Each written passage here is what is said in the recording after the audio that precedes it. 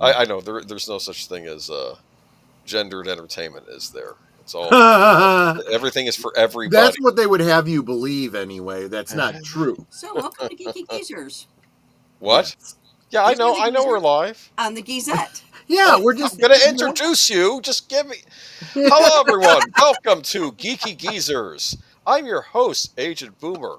These are my co-hosts, Pacelli and Netter of Netter's Network, our resident Geezette. Yeah, we were having a very nice conversation before the Geezette decided to just step all over your lines. Fine. She gets mad when people do that to her on her show. It's fine. I didn't realize that you realized you were live. It's all right. I'm looking I did, screen. but yeah, I just anyway. We'll get into it anyway. We'll get into K-pop Demon Hunters. I know. Who would have guessed? Word. Oh my word! What has come to? I think the only thing that the audience missed was we were saying we got a really interesting lineup here based on the thumbnail. But what can you do? It's what we're talking about because it's what's in the news. Yeah, what is in the news lately? Because I hate to say this, a lot of the entertainment news, like I know we these past couple months we've been covering more gaming related stuff than Hollywood because there's nothing to talk about with Hollywood. I know. They released that Red Sonja movie finally came out that we had. Yeah, and I heard it sucked. Yeah, I mean, there's nothing. Although exciting. I guess the gal was like, she looked, exactly like the character in the comics, and she looked really, really good. But apparently, the movie overall just kind of sucked. Well, that could happen as well. Welcome, Big Al. Thank you for being here. Thank you, Lady Mist. Always good to see you. The blue hearts and whatnot. Thank you. Absolutely. I don't know. Let me see. I just had some watermelon. Oh, very summer fruit. Summer's almost over, so yes, enjoy it while you can. It still feels like summer in Florida. It feels like summer in Florida till November. I was just going to say it's almost summer all year there. You've got summer, and then you've got, a little blip, hurricanes, and then more summer. Don't please just I know it's I keep my fingers crossed, but I know how things go. Welcome, Connie Cleary. Always good to see you. She's always very good. She always leaves a nice thank you after the streams are over too. I always appreciate you doing that. USRNG, welcome. Unscripted raid from deleted scenes. Thank you. He was talking about a young Scottish girl that I would not want to mess with. I'll say this. Who had an ex. Did you hear about that story? No, I don't think so. It's more of a British news thing. And unfortunately, we had another. Well, I'm not going to get into. Well, it's not that kind of stream, but yeah, our thoughts and prayers go with the families affected by that incident. Yeah. Involved, yes, this week, which is the second time. It reminds me of another incident that had a while ago that they wanted us to, that they didn't want us to talk about. It does seem to be a demon seed when it comes to matters of a certain type of person at a certain type of school. Yes. Yes, exactly. Daniel Berry's Sports Highlights, welcome. And let's see, Jessica Hardo, welcome. Lynn Green, welcome. Well, everyone is, if everything is for everybody, then why aren't Star Trek stars and comic books for me anymore? I have to say, what Star Trek was supposed to be? And I remember someone making a comment on a stream once that they used to watch TNG because that was considered family night, their family show. Yeah. And you're right. It was a show that could be enjoyed by the whole family, if you remember, right? Yeah. Except for maybe the torture episode where Picard was getting tortured. Though I'll say that it wasn't that explicit. It's more about what you sense rather than what you saw, right? In that episode. Yeah. The Cardassians, they're so nice. That's why I had another idea with that Picard Star Chaser movie. I had the idea they were doing. They could have a thing where we never got to see the Cardassian Federation war, or at least their skirmishes. That might have been interesting to see on screen, but oh well. Yeah. Jessica Hardo, welcome. Lynn Green, welcome. And is that everybody? JPRPH1, Connie Cleary. Okay. I guess we're caught up. How's everyone? How are you doing tonight? I'm doing well. I hope you're doing well. Yes. Let's get to the I'm present. assuming you have to work tomorrow, right? No, no, no. You are. Labor Day. You work for a library, and libraries are closed on Yes, federal. we are. So I have tomorrow off. I will be using it to catch up on next week's schoolwork. And also, There you I do go. want to start prepping for a certain Friday stream. And guys, you're going to love this. We're going to be talking about The Truth Is Out There. We're going to be doing UFOs. UFOs, unidentified flying objects that may be from other planets and abducting people and doing some nasty things to people when they have them. Anyway, we'll see what we can talk about. Aliens, bring your probes. No, I think of Whitley Strieber basically saying the doctor, he went to the doctor, said, hey, you know, it looks like you were something raped. And I was like, what? And it's like, oh, okay. What is Agent Boomer? When did Cardassians take over the Star Trek verse? I don't know. I'm talking about back in the TNG days. Here's the deal: they introduced the Cardassians later seasons of TNG because they were probably prepping them as one of the big adversaries on Deep Space Nine. But we never got to see Cardassians before that, and then you realize, oh no, the Federation had kind of a war with them. And Yes, Picard they even did. said that he was on the Stargazer when they had some skirmishes with them. And they were running Yep. away from a Cardassian fleet and one thing. So they had been around. We just hadn't been introduced to them until later seasons of TNG. And I always felt, well, we always saw them after the post-peace process, right? Instead of the... Yeah, kinda. Yeah, so It's I don't know. true. It might have been interesting. All right, you want to go ahead and bring the presentation up? We're going to talk about another TV show in a minute here. Yep. And here we go. Where Good you old... lead, I will follow anywhere that you tell me to. Gilmore Girls. Uh-huh. And here's the thing. I did watch this show.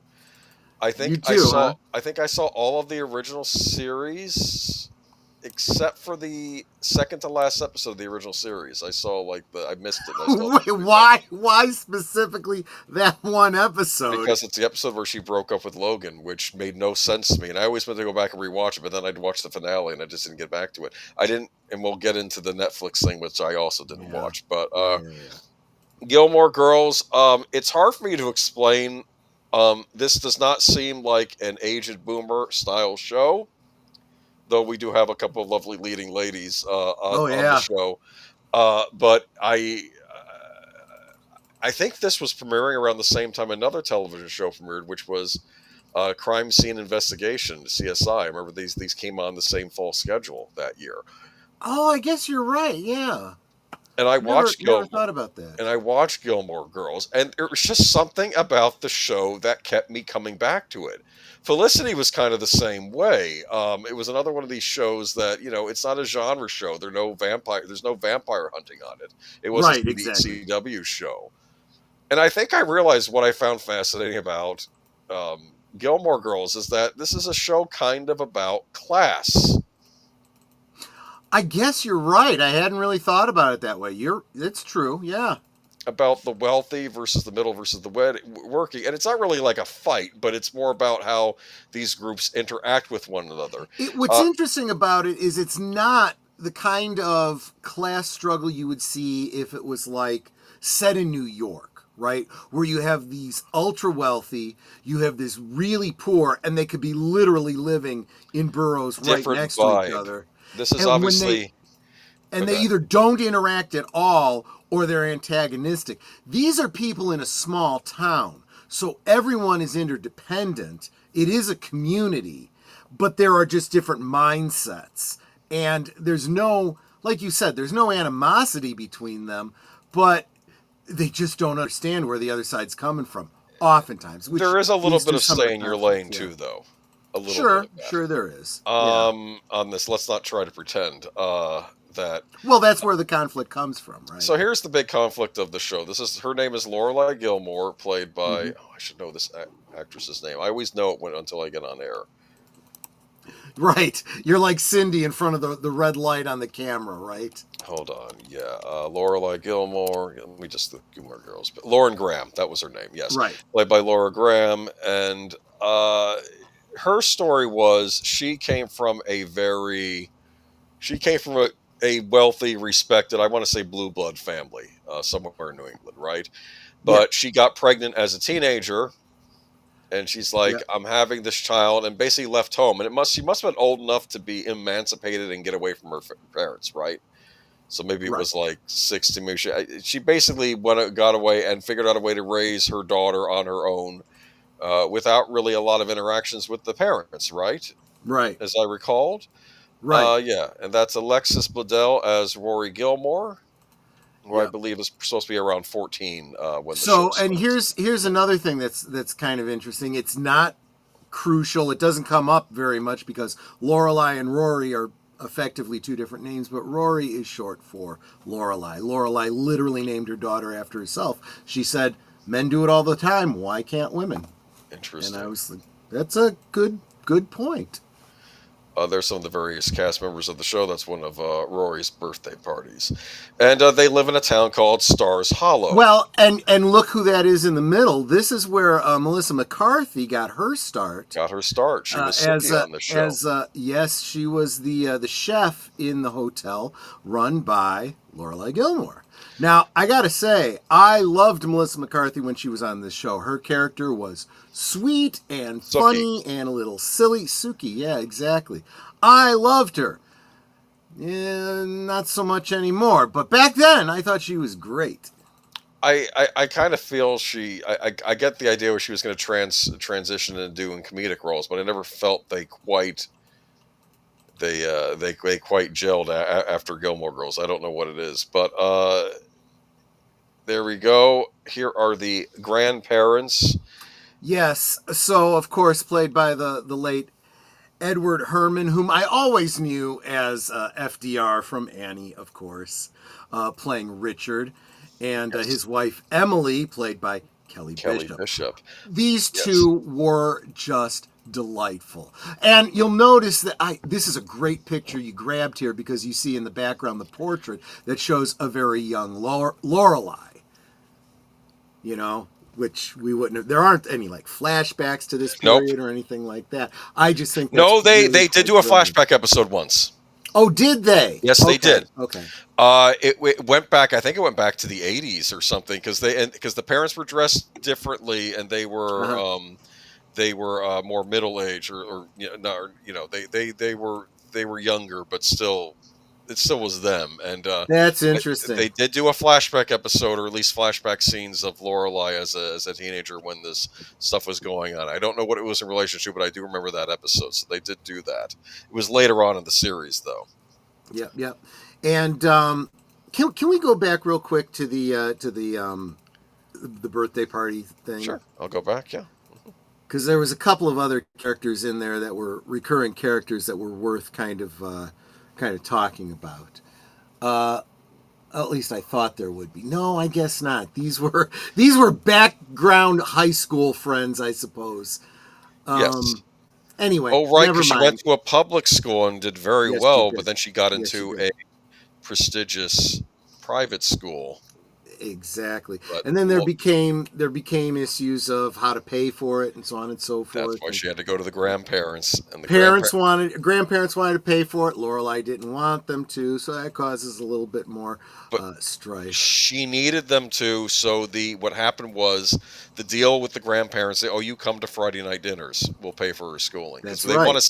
And to be fair, the grandparents' reasoning was, we want to see you. We want to see our family. Okay? I mean, exactly. Yes. It wasn't, and Lorelai it was blackmail, but it was from a good place. All right, yes. Exactly. And Lorelai tried to twist it all the time, like you're trying to, and this and that. And oftentimes it was Rory, the daughter, who was the more level-headed one, saying, Mom, just, just think about this for a second. And Lorelai would go off half-cocked about things. And that was the great dynamic, because in a lot of ways, it was a little bit of a Freaky Friday thing, where the daughter was the more mature and the mother was hadn't quite grown up completely. Yes, there was some maturity thing here, but that's what made her fun. Yeah. Let's go back though. Brilliant casting here. The way they talked. They There had a was certain great banter in this show. There among are not everybody. Yeah, everybody. Yes. There are not enough shows that do banter well, especially not anymore. Now, I don't know if that's because, heaven forbid, you're not allowed to anymore. I don't know. I don't think the talent is out there for the writing. Now, I'm sure there's going to be somebody in the chat who's probably pointing out that some of these writers went on to write for the new Kurtzman Star Trek. Wrong show. Oh, Go it's ahead, not? sorry. No, wrong show for these writers to end up on. Oh, yeah. That's the problem. But here's the worst part about it. They didn't even bring their talent from this show to that show. I could have seen, before I actually saw the Kurtzman Trek BS, I would have accepted, oh, okay, well, they know how to write characters. They know how to write banter and relationships between characters. And that is one of the most important things. This is what Nicholas Meyer said about Kirk, McCoy, and Spock. What do you see in all the movies from those characters? Great Good banter. Yes. Good relationships. Look at Scotty. I know this ship like the back of my hand. Boing! That is a kind of joke I would not be surprised to see in Gilmore Girls. So I am not going to besmirch the people that wrote, good stories, good characters. I'm just saying you need to know what the world is like that you're writing it. And that's another thing. Stars Hollow, the setting was almost a character in and of itself. You got to love that town just as much as you got to love Twin Peaks when you watch, Twin Peaks, or what's it called, from Northern Exposure. These towns had a personality and they were thought through, and how far things were from other places, was a known thing. They probably had books out there that had maps of these fictional places. Yeah, this is obviously somewhere in New England. I almost want to say Connecticut, but I could be wrong there. And it's a charming little town. Lorelai is a manager of the hotel there, correct? I think that's what she must have gotten a degree in hotel management, so that's what she does for a living. And she's actually very, very good and very, very successful at it, which, is, on the one hand, her trying to be independent from her parents. On the other hand, her father's really proud of her because of it, Yeah. And that's the other thing too. That's what I was talking about with the relationship with Richard and I just forgot her name. Emily. And Emily, right. Yes. Because Emily was more of the posh type. Yes. And even though it was, I got the impression that she had money before she got married too, but he was a little bit more. He earned it himself, a little bit feet on the ground, kind of a guy who just loved his family, and kind of struggled with sometimes the struggle between his daughter and his wife sometimes. Yeah, and well, that's what it was. I guess he was sort of straddling the line. I know that Emily was always famous. Every episode at dinner, she's firing the maid, right? It's like, or the maid's not making dinner, right? Like or maybe the maids quit. Maybe that's what it was. And I'm trying to think though. They got along well. I remember there was an episode where Richard was trying out, I guess, the internet or something, right? Or like he said, he was doing a Google search, and he goes up to Emily and says, "I'm going to Google you," and she's, "You most certainly will not." Like she didn't know what that meant. This was, of course, the early 2000s, and like the kids who were watching, or even myself, we know what Google search meant, but we could understand how someone maybe from this class and as old as she was wasn't quite up on some of the newer technology. Yeah. But moving on to there's another picture. Let me see here. Let's keep moving on to. Let's talk about the love interests. There were 3 main love interests for Yeah, Rory this is on where the it got show. really weird because she started dating this guy who was involved in supernatural demon hunting or Yes, something of like that. course. This is where he got his start. It's a joke. This is where he got his start. It's funny. Another character who was not a love interest for her, but did like her and kept teasing her in the private school was Chad Michael Murray, who went on to be on what the heck was that show on the CW that was so popular? He played basketball on it. Anyway, never I mind. have no Whatever. idea. Oh, it wasn't Everwood. It was something else. No, I Okay, don't never think mind. so. It was the other big One Tree Hill. One I Tree just Hill. looked Thank it up. I you. never watched One Oh, I Tree remember Hill. when Angel got canceled and people were like, Speaking of which, you renew One Tree Hill and you cancel Angel. The guy was cussing out line. I remember. Speaking of which, though, he was also in a movie I just mentioned a little while ago, Freaky Friday. That's right. Interesting, because there's a sequel out to that. Yeah, well, the less said about that, the better, I think. Anyway, so we have he was Dean, and Yes. Dean was a regular kid around town. He went to the regular high school. Got he was a normal guy that Rory was dating. They end up breaking up. Right. I think. Oh, I remember now because this guy shows up, the James Dean character. Okay, I remember that happened, right? Yeah. That was Jess, right? Yeah, Jesse. He's the one that shows up, and I think he was Luke's nephew, who we're going to get into Luke in a minute. But he was sort of like the rebel without a cause type, so that was her second love interest on the show. The grandparents liked neither of these boys. Right. They asked Dean what kind of grades he was getting, and he says, well, I get a mixture of A's, B's, and C's. Yeah. They were not impressed with that. They were only the best for Rory. And basically, let's be honest, this is where the class stuff, you sniff it out, it's there. Right. You're not good enough for Rory. Let's be honest. I mean, because, yeah. And then they hated Jess. They found Jess rude because he was. Right. Yeah, like they had him over. Well, they weren't big on Luke either. And this was, Jess was like we're going to get to Luke in a minute. Luke. Yes. Oh boy, yeah, we're gonna get into Luke in a minute, but and then of course we have her third romance. Oh, he looks familiar. Who is that? All these actors, all these CW actors look alike. They cast very good-looking people on these CW shows. Who the problem is he's so young here. I'm trying to picture him slightly older. His name is Logan, though. Logan Huntsberger. He comes from the Huntsberger family. Another very respected rich family in this part of the country. The of course Gilmores know them as well. They actually I think they kind of like the idea of these two being together. Finally, she's with someone of the class she's supposed to be with. She doesn't look happy about it, though.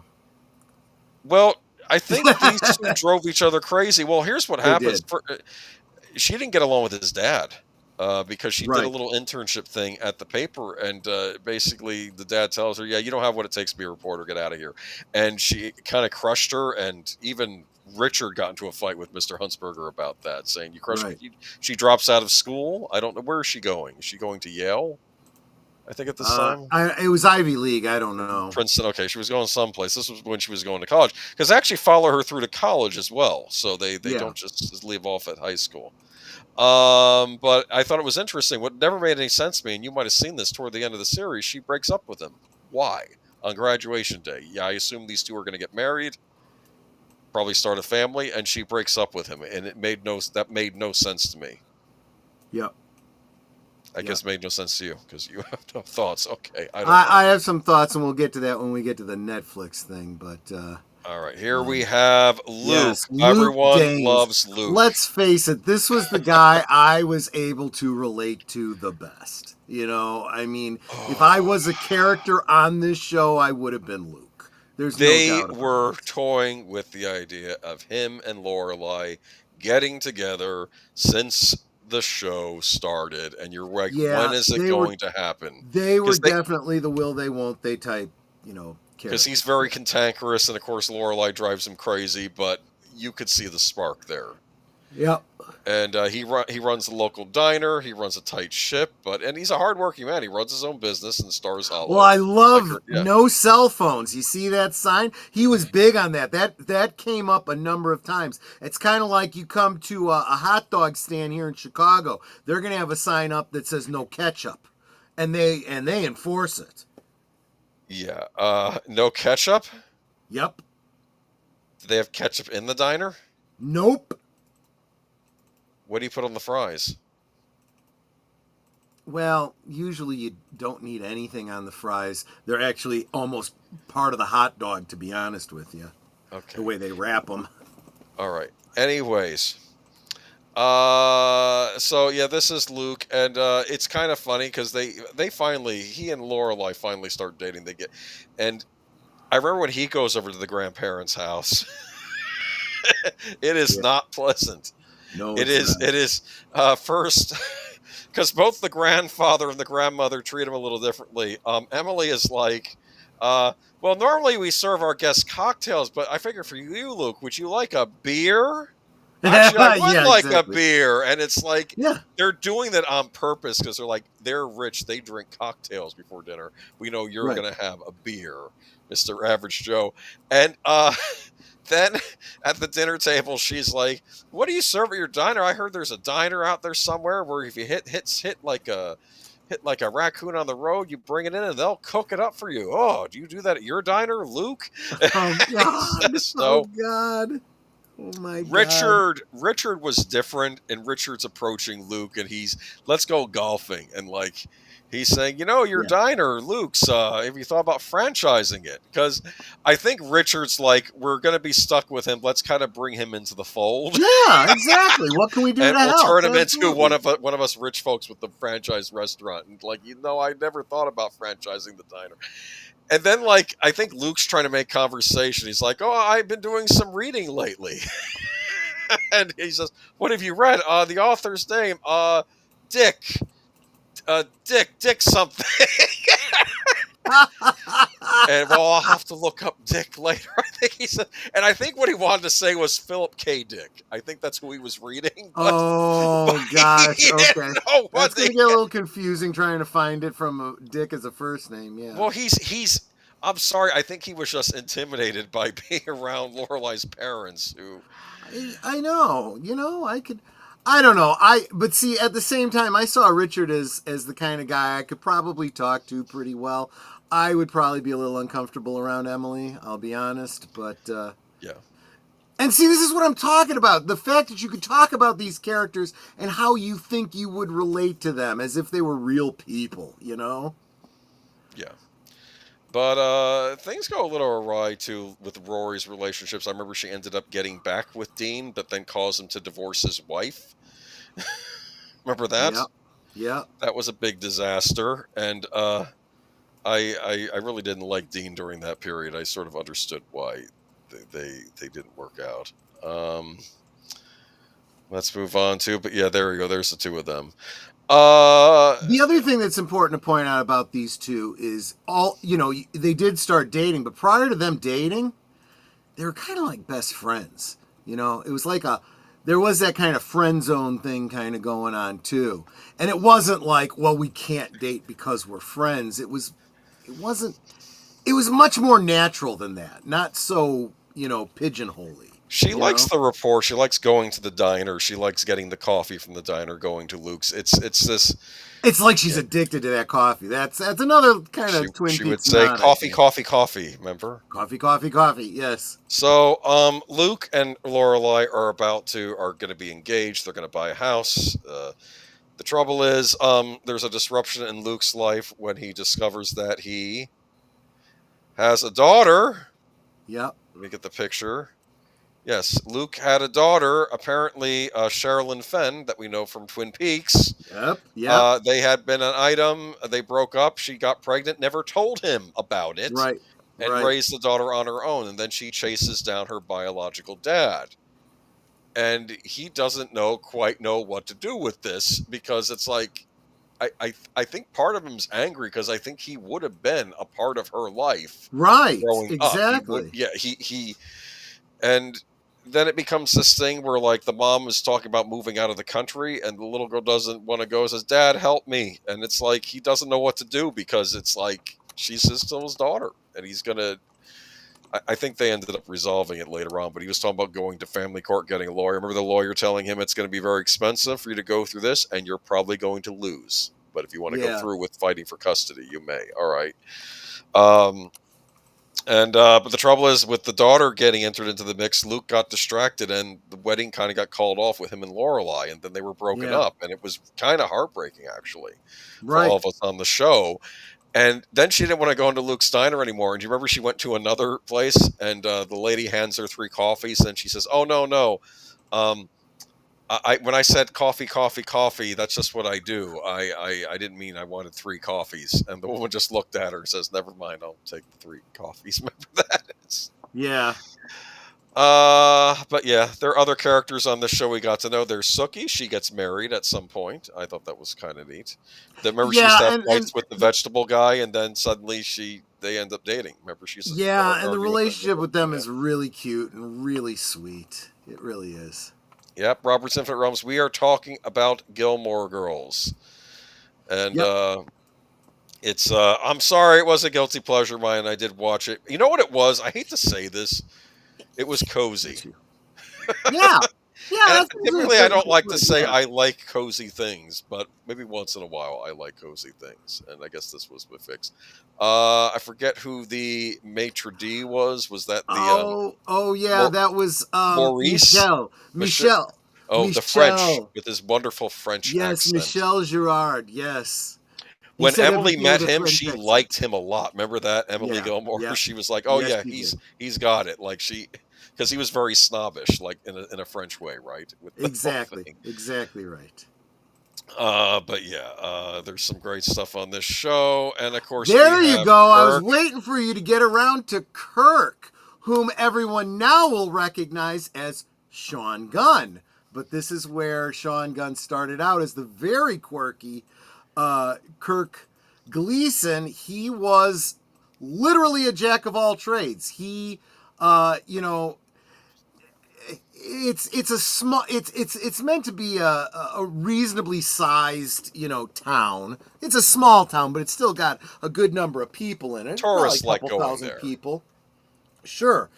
But it's as the show goes, they're not going to cast someone to be the handyman and the, whatever job they need done in the show. Instead of, always hiring a new extra, it ended up being Sean Gunn. And Kirk, you're the paper boy? Yeah, I got a new job. And it was like a running gag. Like every episode, he was a different job. He probably because he wasn't good at any of them, and he was kind of a numpty. But that was part of the comedy of it. My mom introduced me to Gilmore Girls, and not my normal cup of tea, but I liked it ultimately. See, that's exactly what we're saying here. Yes, that's exactly what we're saying. You know what it was? I think I think he was like the cigarette smoking man of Gilmore Girls, right? Oh, I never thought of it that way. No, I'm kidding. I don't know out there. It's true. He was like. He was a recurring character, but they treated him like a background character when he wasn't actively in the, in the story. Was his brother the mayor? Yeah, that's probably right. I think you're right. Yeah, I knew his mayor. Brother was there he is. Important. Yeah. He was a dingbat too. Yeah. He was the quintessential. I want to say government bureaucrat, but I'm also thinking like homeowners association president type of guy, like the incessant, ridiculous rule setting. Yeah, he'd be like the male version of a Karen, right? Oh boy. What do you call a male Karen? A Darren? I don't know. A pain in the butt out. Yeah, he kind of was, but in a very funny way. Oh, he was funny, and he did something. I remember in the season, like the final season premiere, where they did something where they were trying. It was something to do with we were going to have like people keep trying to cross they're not making a full stop, so we're rigging up the system or something where it would flash at the person and take their picture. And I Right. think they have Kirk, what was his name? Kurt or Kirk, the previous guy. He's testing it out with his car, Kirk, yeah. and it goes flashing. He gets blinded, drives his car straight into Luke Steiner, Oh gosh. all because of this stupid thing the mayor had to put in. Yeah. I don't know though. I enjoyed the show. I keep hoping Luke and Lorelai got back together. Speaking of which, do we want to bring up that Netflix series real quick? I didn't watch it. Yeah. So when what? Just Kirk and Taylor Dosey were not related. They weren't? No, they just both had quirky personalities, but they were not related. I see. Oh, but Kirk was related to somebody on the show, wasn't he? His last name was Gleason. Oh. As far as there was. No? Yes, I don't know who else he might have been related to, but. I thought he Geek had Flag is bringing up because he's Gunn's brother. I get it. Okay, that's why he was. No. I meant before I knew that he was James Gunn's brother. I thought he was related to someone on the show, and that's why he kept getting jobs. No, he was getting jobs because he had to help his mother get medication, and mom needs this. It was and his mom own needs personal, that. need to keep working. Right. Exactly. And one character that you didn't bring up was played by Lisa Whale. She played Paris Geller. She was Rory's friend. I think they were. They didn't get along at first. No, they didn't. No. And did they end up roommates in college? They do. But Paris was very high strung, overachiever type. Bit. Yeah, which was her kind of quirkiness. And I don't know, I really liked her. I thought she was really cute. There was also another Twin Peaks alumni that was a regular on Gilmore Girls. She played Luke's sister. That was Kathleen Wilholt. Oh, there you go. Yeah, there you go. Oh, that's right. That's why when Netter met her at the Twin Peaks Fest, she was talking all about Gilmore Girls with her. No, I asked her a question in the ladies' room. That was it. Oh, okay. Okay. But then we go on to the Netflix series, which was, I guess you could think of it as event. Kind of it was a limited event. One of her things ended. Rory had graduated and was going to go help out with the Obama campaign, and that's how they left the show. Right. And so I was trying to explain to Boomer behind the scenes, and I was not finding a good analogy. I feel like, as a fan of Gilmore Girls, I feel like they completely changed everything about certain characters and the whole tone of it. And I tried to compare it to like Kurtzman Trek or something like that, but that doesn't even cover it. It's more like, you know what it is? It was more like the Star Wars sequel trilogy. It's like everything that they established about these characters, they just took and threw it the F out and said, we're going to do whatever we feel like. They spent 5 seasons establishing, I had mentioned this earlier, that Lorelai was the less mature, even though she was the mother, and Rory was the more, had her head on straight, good student and wanted to be wanted a relationship with her grandparents and her mother and always do the right thing, and so forth. And so the assumption was she was never going to make the same mistakes her mother made, right? She was never going to, for example, get pregnant before she got married, right? Screw all that. Screw 5 years of character development. We're just going to throw all that out and she gets knocked up and we start the whole cycle all over again. That's essentially the story of the miniseries on Netflix. Whose baby was it? You know what? I don't even friggin' remember. I didn't really enjoy it. It wasn't as good as the show. That those there was no character development. The banter was gone. The soul of it was gone. And I think the fruits of it are where the story went to. So I can't tell you any details. I only remember the broad points. The DVDs are sitting there on our shelf because I'm a completist and I had to get them for Netter. But what, you liked it? It was Logan's baby. It was Logan's. There you go. There you go. Given a choice between Dean and Logan, she got knocked up by she Logan. get married to It's Logan totally- unless Logan You just cut out on us, Boomer. What was that? already married. Back up. We need you to repeat. Sorry. No, what was that about I was Logan? trying to listen to what Netter was saying. Logan is presumed to be the father. I'm sorry, I something was. implied. Oh. Yeah. Okay. So that's even worse. She doesn't even know who the father is. So this is Was not. Logan married at the time? Oh, don't know. I just Googled this to I don't know who this person is, but apparently Paul, whoever Paul is the father of Rory's baby. Oh, that's wonder who wonderful. Paul Somebody we don't even know. That's even better, right? Wasn't that guy who had the He's- crush on her who she didn't really like and then ended up having a big falling out with his girlfriend because his girlfriend was friends with Rory, who was played by Jessica Jones. And never mind, this is a whole other story. Oh, that's right. There was a lot on this show. I mean, Yeah. but my biggest question about not even so much Rory, what happened with Luke and Lorelai? Did they get married and get back together? I honestly don't remember. Okay, I don't think 'cause so. I was Netter's curious saying about no. that too. All right, well, that's it for Gilmore Girls. Maybe skip the Netflix series. And,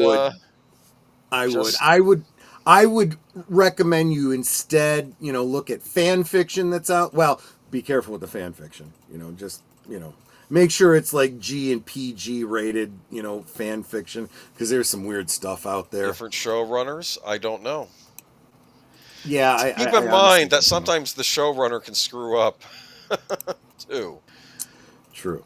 That is true. All right, that's it for Gilmore Girls. We're going to have some news on it tonight. I have a nice cast photo later, which has Paris in it, so I'll point her out when we get to Oh, good. all right, so here is tonight's Geeky Geezers. That was Gilmore Girls, Good Old Days.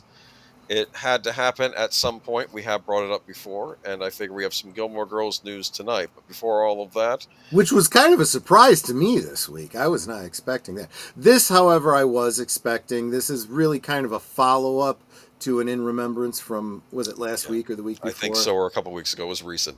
Young and Restless reveals final appearance date of Tristan Rogers. The Young and the Restless is giving fans a chance to say goodbye to the late Tristan Rogers. The Australian actor died August 15th at 79, taped one last scene earlier this summer as Colin Atkinson. He reprised his Young and Restless Road for one episode only, and that will air tomorrow, August 25th. Oh, it's already passed. Yeah. I'm sorry. Well, then I guess Well, I should have said this article. Okay. That is the problem with Yes. but I'm sure nowadays it's not like it used to be. These soap operas are available out on streaming, so you can probably find it. Tristan Rogers was a respected member of the soap opera community, and he was a beloved member of Young and Restless family, said Weiner star Jess Walton in an IG post today. I had the pleasure of being his scene partner for many years. I adored working with him. So, yeah. So that's it. That's it for Tristan Rogers. It's kind of weird, right? When you have a favorite actor and their final performance comes out. That happened with me with Philip Seymour Hoffman. I think the last thing he was in was Hunger Games. Well, a lot of us Came did out. the same thing when the Final Destination movie came Tony out Todd, with yeah. Tony Todd. Yeah, exactly. It's just it's weird, and then they're not going to have any new performances after that. It's weird when stuff comes up post mortem, but yeah. Yeah. Rest in peace. Yep. All right, I'm just going to use the same picture for all three. This is the movie everyone's talking about. Anyone in the chat see this movie? It's like it was number one on Netflix, though apparently Thursday Murder Club beat it out this weekend. So, full disclosure, I assumed this was something I would not be interested in, and so I never. But the more I'm hearing about this thing, the more I'm thinking, I actually might kind of enjoy this. Well, you can check it out for yourself. It is Yeah. the #1 movie on Netflix right now, and there was other news. Okay, first story of the night: Netflix K-pop Demon Hunters leads with estimated 18 million debut. They did a brief, and I do mean brief, theatrical run of this a couple, like I think it was last weekend, where it was just Saturday and Sunday only. Didn't even give Uh-huh. it the full week. It beat out everything else at the box office. In a box office twist, the film from the theatrical verse, Netflix appears to be #1 on the North American charts. K-pop Demon Hunters, a sing-along version of the hit animated musical, is estimated to have earned 18 million to 20 million on Saturday and Sunday. Netflix has reported grosses, but projections from rival studios and exhibitors would put ticket sales of K-pop Demon Hunters ahead of those for Weapons, which was expected to claim first place and look to earn a strong 15.6 million from 3,631 North American theaters in its third weekend release. K-pop Demon Hunters is playing on 1,700 screens. That's more than double the theater count for the streamers Glass Onion and Knives Out story in 2022. With roughly 1,150 sold-out showings, according to knowledgeable sources. That K-pop Demon Hunter is a fantasy adventure about a K-pop girl group protecting the world from demons with their music is available on the big screen at all is rare, and not just because it's backed by Netflix, which doesn't prioritize theatrical. Sony Pictures Animation produced the film, directed by Maggie Kang and Chris Applehands. It's also unusual because K-pop Demon Hunters isn't new. The movie debuted on Netflix about 2 months ago. Think about this. You got a Netflix subscription, which I assume people who went to see this movie did. You could watch it whenever you want in the comfort of your home. People went out to the Right. theater to go see Right. this on the big screen and I guess be with a crowd. But in the Right. time since, it has become the second most watched film ever on the platform, while 3 of the film's original tunes, Golden, Your Idol, and Soda Pop, are currently in the top 10 of Billboard's Hot 100 chart. Though it's a boon for theaters during a painfully slow weekend, that's not why Netflix brought K-pop Demon Hunters to multiplexes. The stream behemoth is hopeful that excitement will drive fans back to the platform for rewatches or the inevitable sequel. AMC Theaters, the world's largest circuit, is the only major chain that isn't playing K-pop Demon Hunters. AMC, I know. yeah, that's all I can What say. is going on there, you know? For It's 40, just go ahead. Yeah, for 48 hours, this made-for-television film is playing to sold-out audiences who are singing, dancing, and dressing up and losing themselves in the film. That's pop entertainment at its best, says analyst David A. Gross of Franchise Entertainment Research. There's no cinema score, but audiences, particularly kids, love this movie. That's why it's here. This movie's a big deal. Yeah. And I don't know why they're calling it a made-for-television film. If you watch the movie, this doesn't look like a made-for-television movie. This looks like something where money was spent on it. This could have been shown theatrically. And it really makes you wonder why the heck they didn't put this out in the theater. Netflix doesn't do that. That's why. Yeah. Because, and I'm going to get into that in a minute too. But I guess is that the transition point you were making? Okay. Oh, I didn't realize I was, but if it's a good We're going to one, get into the third thing. Like, why isn't this a theatrical release if it's Right. this popular? Now, didn't see K-pop, but I watched Thursday Murder Club today. I liked it quite a bit. I saw Thursday Murder Club also. That is #1 on Netflix right now. That is an Amblin Entertainment produced Chris Columbus directed movie about folks in an English retirement home that have a little murder club and they try to solve murders. And Ben Kingsley, Pierce Brosnan, Helen Mirren are all in it. So it's kind of neat. I don't know. there you go. It's like it's a British mystery movie. That's what it is. Yeah. But K-pop Demon Hunters. Okay, here we go. Next article. K-pop Demon Hunters, Netflix most popular movie of all time. So of all the Netflix made movies, this is the most popular. Somehow Red Notice was once the most viewed Netflix movie ever released, but the streamer announced today that the honor now belongs to K-pop Demon Hunters. Following its initial debut back in June, the Sony-produced animated musical quickly became the cultural phenomenon whose songs have been sitting pretty at the top of the Billboard charts basically ever since. The movie's undeniable success came as something of a surprise, given how Sony opted to basically sell the project to Netflix, more on that in a minute, rather than trying to distribute it with a traditional theatrical release. Netflix was able to capitalize on the K-pop Demon Hunter site with a limited theatrical run that turned it into the #1 movie at the U.S. box office this past weekend.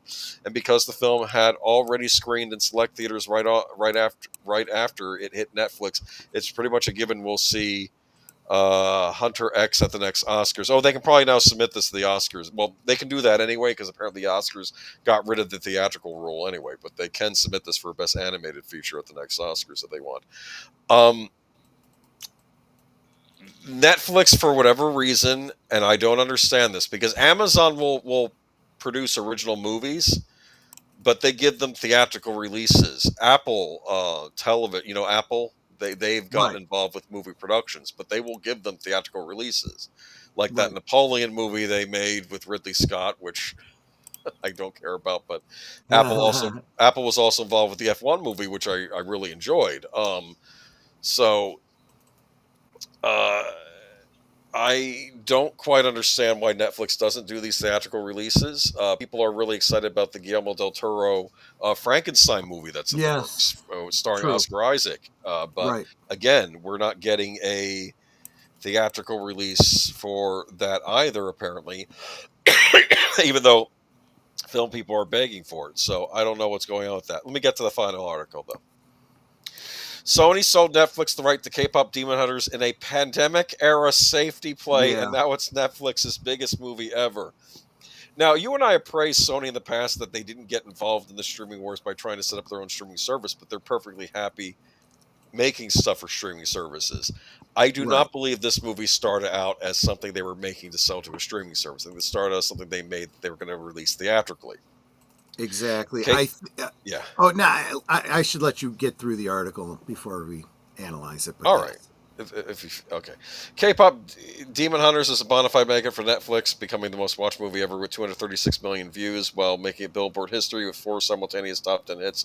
Sony Pictures Animation, which spent 100 million creating the phenomenon, will reportedly net only 20 million, owing to a pandemic-era distribution deal. The outcome represents a massive missed opportunity for Sony, as Netflix now controls what could have become a multi-billion-dollar franchise. Netflix has a monster hit on its hands, and it's not what anyone expected. K-pop Demon Hunters, an animated film about a K-pop girl group who are also demon hunters, has officially become Netflix's most watched movie ever with 236 million views, dethroning the previous record holder Red Notice and its 230.9 million views. The milestone comes just 67 days after the film's June 20th debut, making it one of the fastest climbs to the top of Netflix's all-time charts. K-pop Demon Hunters isn't just breaking movie streaming records okay, we already know about the Billboard. All right. The success has been so overwhelming that Netflix and Sony are already in early talks for a sequel. For Netflix, this represents the kind of breakout animated franchise the company has been chasing for years. But for Sony Pictures Animation, which created the film, the story is more complicated, potentially represents one of the biggest missed opportunities in recent Hollywood history. My personal opinion, Sony done effed up with this. They did, but now here's they did not expect this was going to be a huge hit, and they figured exactly Netflix. Yes, this is one of those things like Minecraft, right? Yep. Where it's not a known quantity, it's a gamble. There was no indication that this was going to do really well. No. If they're sitting on this during the pandemic, they have no way to. Whatever they do with it, it's going to be a loss, because if you put it out in theaters, people can't go to the theaters because the coof, right? Yep. They don't have a streaming service to put it on. The only way it makes the money is to sell it to somebody else that might be able to put it on streaming. Yes. And then, oh my gosh, really? This was a big hit? Oops. So I'm not going to fault Sony for this. This is one of those... it's like when Mego passed on Star Wars for Kenner, or for the Star Wars action figures, resulting in Kenner getting the big deal. They didn't know, right? They didn't, because I hate to break this to you. I think a lot of these executives in these studios, and people have been complaining about this for a while, they're older gentlemen who I feel are, and maybe they're older people who frankly are probably out of touch and have no idea what the young people want to see. Now, granted, you and I are probably not going to rush to see the Minecraft movie or K-pop thing, but we're not the primary audience for this stuff. It is the younger audience. Apparently, Marc Malnekoff is saying than that. I don't fault business suited old guys not knowing what's hip these days. But you know what? We've always had a way to find out. You know what that is? What? Market research. For all I know, someone did the market research, presented it, and said, no, superheroes, Madam Web. Keep in mind that Madam Web they could have sold to Netflix, and they could have put this out theatrically. Okay. Well, yeah, that is the one area that you do have to fault them, because they have been making some very, very bad calls in regards to their trying to hold on to their portion of the Marvel pie that they don't know how to do anything with or how to shepherd. Yet here they have an original franchise that they could have maxed out for at least for the better part of this decade if they wanted to, and they do not control it because they gave controlling rights to Netflix too. You're right. You're absolutely right on that. Yep. You have not experienced K-pop until you have experienced it in the original Klingon. Thank you, Marc. That's funny. Again, K-pop's not really my thing. I don't begrudge it if it's yours. People can have different tastes. Like I said, this movie that's not necessarily to my taste either, but it's very popular. The kids seem to love it, and it's got a bunch of songs that people are humming. The songs are interesting. They're both in Korean and in English, like they're English lines and then also Korean lines. Am I correct that they're using actual Korean pop songs? Pop music? They had a Korean band sing the music. I don't know if they're an official Korean pop group or not, or maybe they just created the pop group for this movie. If not, they probably will be now. Yes, because they're doing very well. But they showed a thing at the end where they showed the Korean ladies in the studio. Yeah, and it's in English, I assume. Of course, part of me wonders if has this been shown in Korea? How's it doing over there? That's what I'm kind of curious about. I don't know. I would imagine probably pretty good. Yeah. I mean. So, just big. Sony, though. Let's see here. Sony's deal. Do you want me to read it to you and what it walked away with? Obviously, K-pop Demon Hunter's massive hit for Netflix, and Sony actually made the movie, so it should be equally massive for them too, right? Well, not so much. Despite spending roughly $100 million to create what became a global phenomenon, Sony Pictures expected to net only $20 million in profit from what is potentially $1 billion franchise in K-pop Demon Hunters, basically a fraction of the upside. The reason lies in a 2021 distribution deal Sony struck with Netflix designed to guarantee returns during the uncertain pandemic era. According to Puck's Matthew Belloni, Sony agreed to do direct-to-platform arrangement where Netflix would pay back the film's production budget plus an additional fee capped at $20 million per project. In exchange, Netflix retained all rights to the property and owes no additional profit participation, even as the film becomes a massive hit. This wasn't Sony shopping around a finished film. Netflix essentially funded the production while Sony handled the creative work. At the time the deal made sense. Theaters were still recovering from pandemic closures. Animated films were struggling at the box office. Yeah, think about all the Disney Pixar things that were crashing. Remember that? Yeah, right, exactly. Sony lacked its own major streaming platform. The arrangement guaranteed Sony would make a profit without risking a theatrical flop. But nobody, not even Netflix executives, predicted K-pop Demon Hunters would become as big as it did. To understand the magnitude of what Netflix acquired, consider that Red Notice represented for the platform. That 2021 action film starred Dwayne "The Rock" Johnson, Ryan Reynolds, and Gal Gadot.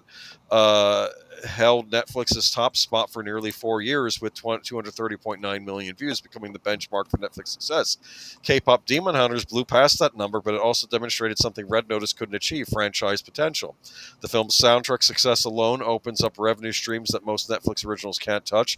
A reminder: 4 simultaneous Billboard top 10 hits. Do they own the music too? I didn't even think about that. They might own the music. If they do, that's huge. Because I think I don't know where this band came from. It could have been because let's be honest. I'm not an expert on K-pop, but I believe these are like our pop bands where they're kind of, grown in house and then put out there. I don't know. Yeah. Netting 18 million to 20 million a single week and gross 70,000 theaters, half the number of theaters a blockbuster release would get, suggests real audience demand for communal experiences around franchise, which is promising if Netflix is expanding into more physical spaces. Missed opportunity for Sony. Had Sony kept the rights to K-pop Demon Hunters, the company would be sitting on something potentially worth billions. But what truly acts as salt in the wound and perhaps some form of cruel irony is that last September, Sony's own chief financial officer, Hiroki Totoki, said this in an interview with Financial Times. Whether it's for games, films, or anime, we don't have that much IP we fostered from the beginning. We're lacking the early phase of IP, and that's an issue for us. Sony has been candid about its struggles to develop lasting entertainment franchises beyond Spider-Man. Company executives have acknowledged the studio needs more original intellectual property fostered from the beginning. This is what you and I are saying all the time, right? Yeah. KPop Demon Hunters represents. It said Sony now watches Netflix leverage the property for sequels, merchandise, and much more. Sony, for what it's worth, will share in some of the profits, including album sales. Netflix has offered no further comment. And there are of course, there are going to be sequels to this thing. But Well, there will be now for sure. Yes. Oh, look at this lovely thing. This is from Fortune magazine. For this story, Fortune used generative AI to help with the initial draft. An editor verified the accuracy of the information we're publishing. Just shoot me now. Shoot me now. But at least they verified it, right? They didn't just. I would hope so.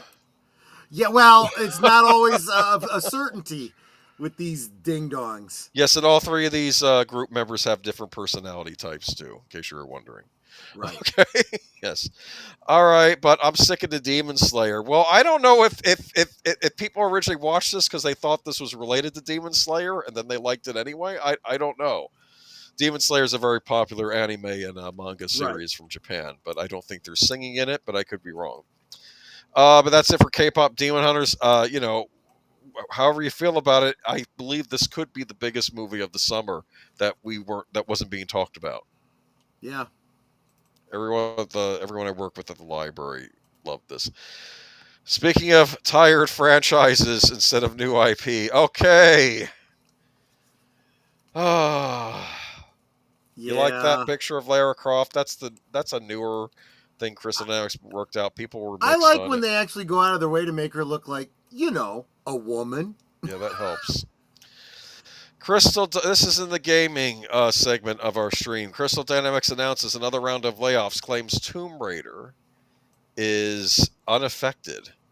It's the third round of layoffs confirmed by the studio in 2 years. Crystal Dynamics has announced that it has laid off more of its employees, the third such announcement in 2 years. The layoffs were confirmed in a statement posted on the studio's official LinkedIn page, but exact numbers were not provided. Today, we made the very difficult decision to part ways with a number of our talented colleagues as the result of evolving business conditions. The statement read, "This decision was not made lightly. It was necessary, however, to ensure long-term health of our studio and core creative priorities in a continually shifting market." That makes me think it was not a few employees they let go. Yeah, it was probably a considerable amount, but the article I don't think says. No, because they don't know. To those impacted, we recognize and thank you for your hard work, talent, and passion. We are committed to offering the full extent of support and resources at our disposal during this transition. I think that's better than the line Microsoft gave when they were doing all this. Okay. To our teams, players, and partners, thank you for continued support as we build a creative, sustainable, and resilient tomorrow together. Okay. This includes the future of Tomb Raider, which remains unaffected by this decision. Where is this Tomb Raider game that they've been working on for I don't know how long now? I don't know. It takes decades now to finish games, apparently. No. This is taking way too long. We're almost on year 5 of the latest generation of like PlayStation 5, Xbox Series. Where is this Tomb Raider game? The last Tomb Raider game came out during the last generation. We're almost 5 years into the new generation. Where is the new Tomb Raider game? Good question. Like I said, Michael from over at Retro Blasting, he thinks that like Crystal Dynamics is embarrassed of Tomb Raider, but they still have to crank one out once in a while. But what else do they have? What I think they're really embarrassed about is So I think we see this kind of stuff. We're still seeing it with companies like Cracker Barrel and every other company. They have crappy business models, which don't make them any money. So they focus on the politics they want to push, but they don't have enough clout in the business market to have any sway on their messaging. So it's It's just dysfunction, however you look at Yeah, it. but they were bought up by that company that was buying up everybody. Remember, and then they were going out of business. I forget what they were called. The Swedish group or whatever that was buying up, like, they were buying the rights to Lord of the Rings. I'm like, well, what are you buying the rights to? Because New Line and Oh, Amazon own wasn't partial rights. she shouldn't have existed in the first place. Yeah, something like that. Yeah, I don't know. And now we have this Tomb Raider game, and I've heard rumors, and these are rumors. I don't want to really comment on them until the game comes out to see if either it's something they were thinking about doing and then throwing out. But I've heard horrifying things about what they're going to try to do with this Tomb Raider game, including one you're not going to play as Lara Croft. She's going to be like a background character, and it's about. Uh, I think it's about like returning artifacts to their rightful owners and the culture. oh, for It was crying just, out loud! yeah. Okay, never I've mind. heard rumors. I don't know if that's true, but it's. I want nothing to do with it. It sounded very PC or very It woke does. as we It use does. Ron Wagner. But again, it's not out yet. Maybe they've course corrected. I don't know. But I I'm just tired of waiting. I need to know if this game is going to be a disaster or not, I because can almost guarantee it. they can't keep hacking away at this character. There's going to be no interest left. I don't even know if the young people even know who Lara Croft is at this point. They did very well by releasing the classics last year, but they that was a different team developing those. That wasn't Yeah. Crystal Dynamics. All right. Oh yeah, here we go. Gamescom heads Tim Oh, Endres gosh. and Felix Falk on opportunities for growth and why we need politics in gaming. No, we Gamescom don't. has grown this year, enthuses Tim Endres, the show's director. We are talking about more than 1,500 exhibitors. They are coming from 72 countries all over the world. It's more international than ever before. The Cologne-based gaming event has long been the biggest of its kind in the world. Last year, attracting 335,000 viewers. At the time of our interview, Endres is still waiting for the final visitor numbers to come in for 2025. Looks pretty good. Okay. It's not just about who's physically at the show, though. Enders emphasizing the importance of GameSpawn opening night live and CluuStudio, which is run with IGN broadcast highlights from the shows worldwide. So GameSpawn is a hybrid today, he says, so much digital as it is physical. I'm already not liking this guy. All right, hold on. I Let me know. go down to where it was saying. Where's the politics thing? Okay, hold on. Give me a moment. I should have probably done. Okay, politics and gaming. Here we are. Falk says that for him, one of the highlights of Gamescom this year was the special slot in opening night live that highlighted 3 games about engaging with democracy. We had Georg Friedrich, a member of ours on stage, and he's always done games around the quote unquote the rhymes with Yahtzee regime and historical topics around democracy and the fight for democracy. Frederick is the head of Paint Bucket Games, creator of The Darkest Files, a game about investigating the real crimes of this group in post Second World War Germany. He talked about the role that games can play in strengthening democracy. I found that really emotional, says Falk. I mean, that's the beauty of our industry, he adds, in which so many people are positively trying to make the world a little better with games. Rather than shying away but from... you're not. You're absolutely making it worse with games. Okay. Rather than shying away from putting politics in video games, he's pleased to see games get more political. Well, that's where I come from. I come from the political side, says Falk, who previously worked with Bundestag, the lower house of the German federal government. So that's also my view on the world, and I always say games are political no matter if you are planning to do it. I hate this. Oh, all art is political. Yeah. I've never understood that. Okay, we are at the most influential art form at the moment. Won't be for long if you keep hacking away at it. We are at the heart of pop culture, and this gives us a responsibility as an industry as well to be political in a way. And even if we tried not to be, we still express beliefs, and we are influential on millions and billions of people worldwide. Of course, politics is also important outside of gameplay, and Falk said that he has been pleased that the new German government is offering great support to the country's gaming industry. Yesterday, for example, we had a roundtable with the highest CEOs like Yves Guillemot and Sarah Bond and others talking with the new minister to make Germany strong as a place for games, not just when it's Gamescom in August, but the whole year. German politicians officially officially open Gamescom on Wednesday, but it is difficult to get politicians engaged with gaming, we ask. It's easy to get them here, and it's easy to have them be blown away by these amazing festivals and see the potential, said Falk. But what's hard is to make them really understand what the industry needs are and what we need to grow and how fast this must be done, how fast the good surrounding on a political level needs to be built in order to be successful in the competition worldwide. What is he talking about? Wasn't there a game company that and it was Swedish or something, wasn't it? Where the government literally funded this propagandist woke piece of garbage. And it was actually attacking the United States too, I believe. Yeah. As I recall. It was all about like how the police are bad and like the main characters were more communist types, and it's like this is what are you doing? And of course the game bombed because nobody bought it, nobody had heard of it, and then the creators yelled at the gamers for it, and it's just you need to make money. Right. And what do you mean by politics? If they know anything about the current player base, when they find out a game is political or quote unquote woke, they start to see that as they're putting the politics ahead of the good game design. The game is going to be terrible to play. I'll tell you something else. It's about the revisionist history versus the we got to teach you history. Okay. You don't need to teach us about the German socialists of the mid 20th century. Okay? They're the bad guys in a lot of video games. Okay? Yes, we all know they are the bad guys. You don't need to keep harping on that to teach people that they are the bad guys. They have literally become the proverbial bad guys that now have become sacrosanct. They're so bad we can't even talk about them now. Okay. Don't let us see their symbols or a mustache that looks like that, or someone might just freak the hell out. Yeah.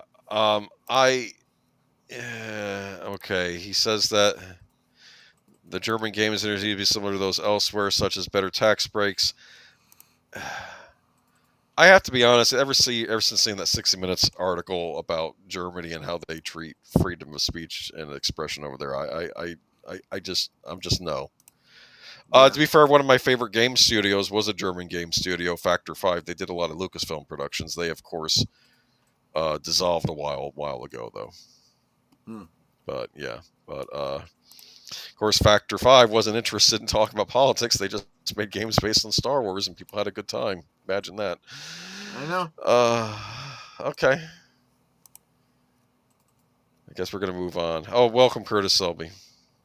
Howdy. Prime Video. I've already heard stuff going on with that Blade Runner series I don't want to talk about. Oh, God. It doesn't look good. Okay. You don't actually own the movie you just bought. A new Class A action lawsuit targets Amazon. Shocking. Well, here's the deal. I mean, if you're spending money, it should be in good faith. It says buy, rent. When you buy something, it means you buy it. Right. Well, but here's the legalese they're trying to pull on you. Well, you do buy. You buy a license, and that license is not permanent. You can have it for as long as we say you can have it. I have not bought a single digital movie since that French Connection fiasco. I'm done. A little known fact about the movie and TV show purchases online: what's being bought isn't actually ownership of the title, but rather a limited time license for viewing access. Consider the $4.99 director's cut of Alien on Amazon Prime Video. Cheap, right? But if the tech giant loses the rights to that version, the movie can be replaced with a different cut like the one out in theaters. Oh, that's interesting. Yeah. If Amazon loses the rights for the film altogether, it'll completely disappear from the viewer's library. So you'd buy the director's cut, and then you get the original cut instead, because you don't actually own it. Yep. Or in the case of some audiobooks I had, they just disappear and say, "Oh, we lost the license to those. Sorry." Audible's another service. They're all bad. Yep. Ebooks, everything. It's. So should Amazon be able to say a consumer is buying that movie? Some people don't think so, and they've turned to court. On Friday, a proposed class action was filed in Washington federal court against Amazon over bait and switch, in which the company allegedly misleads consumers into believing they purchase content when they're only getting a license to watch, which can be revoked at any time. The issue came at the forefront from California legislature in 2023 when gamers discovered that their access to the crew would be cut off once Ubisoft shut down servers of the game, after the Stop Killing Games movement was born to stop publishers from destroying titles consumers had already bought. Lisa Reingold, who filed the lawsuit, says she bought Bella and the Bulldogs Volume 4 on Amazon in May for $20.79, but soon lost access to the title. It's not an uncommon occurrence, similarly affecting consumers across digital stores, like those hosted by Apple and Google. If you bought Downton Abbey through Amazon as the 5 seasons came out from 2010 to 2015, you'd no longer have them by 2024. Just like I no longer have the big book of espionage that I purchased through Audible, because when I paused the service, and then I brought it back, it disappeared because I didn't actually own that talking book. Yep. You don't own anything anymore. They don't want you owning things. Yep. The way in which digital transactions are structured, the lack of transparency around them, and the streaming landscape is partly why physical media is kind of sort of cool again. DVDs offer the ability now and forever to bypass the complicated web of license that leaves fans unable to access their favorite titles. You know, I was watching an article on YouTube recently that said the Generation Z are turning to something called compact discs. Shocking. Do you remember those to listen to their music on? Well, because you can also still write your own CDs. Because what have I been saying? Own physical media. If you can't obtain it, make your own copy. You have that right. The lawsuit accuses Amazon, which didn't respond to a request of comment, for misrepresenting the nature of movie and TV transactions during purchase process. On its website and platform, the company tells consumers that they can buy a movie, but a hidden footnote in the confirmation is fine print that says you receive a license to the video and you agree to our terms. The complaint says. You like that? Yeah, exactly. Can I tell you something that happened to someone I know? Let's say you wanted to buy a season of anime on Amazon. Well, what Amazon would typically do was you can watch the first episode on Prime for free, and then you pay for the rest of the season, right? Right. So let's say, I really like that first episode. You know what? I'll just buy the whole season. And then you buy the whole season, and then you look in your library, and you're like, wait a minute, the first episode isn't there. Well, no, we provide the first episode for free. Yeah, but what about when you stop providing it for free, or you stop providing it, then I don't have access to the first episode of this series I bought. Let me listen to what everybody, listen very carefully to what I'm saying. I have to say it a very certain way. If you have access to something, you have the ability to change its format. You can change its format while you have access to it to something more permanent. Just remember that. Please tell me how to do that on Red Shelf. I have no idea what that is. My company, we used to give PDFs for certain licenses for a thing called CMMI. Now it's Red Shelf, which means we can't download anything to give to the customer. When I went on to do my classes that I did this past week and I'm doing this week, the review manual that I need to look at is under Red Shelf, which means, unlike the previous class where I can download all the materials and I have them on my desktop to use whenever I want, I can't do that. That is a little bit different circumstance. That's not something that you paid for that you can change the format. But it's still a pain in the butt. It is a pain in the butt. There is always a way, but sometimes it's not an easy way. In her case, she realizes that one thing she could do is spend all the time that it would take to take screen captures of everything. But that would take forever. And that defeats the whole purpose of why she's doing it, because she's trying to save time on something. I'm trying to make it. I did want to address Jess here. How come Amazon Prime doesn't give the customer a copy of the book or DVD when they buy the digital version? They don't. I know at some point in the past they must have, or at least a rental version. If you bought a physical DVD, sometimes you would get a digital copy you could watch through your Amazon Prime account. So they would give you the digital if you bought the physical, but not vice versa.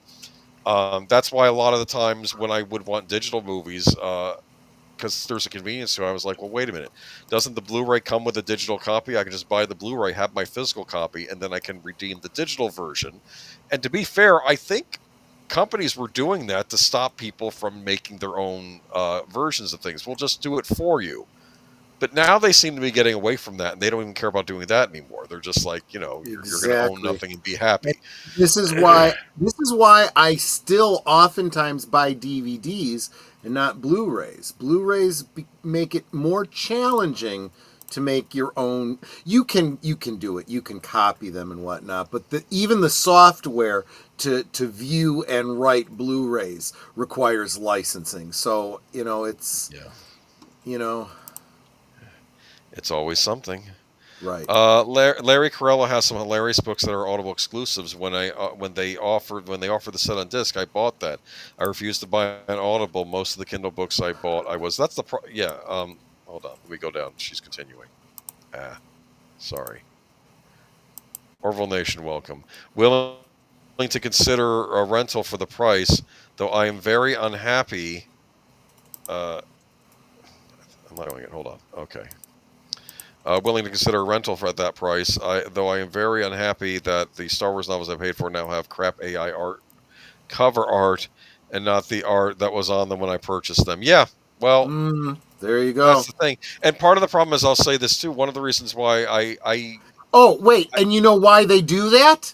Again, it's the same reason that they keep changing all this stuff so that they don't have to pay the original artist. If they make it through AI, they don't owe anyone anything.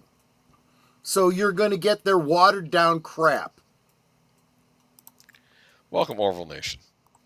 Yep.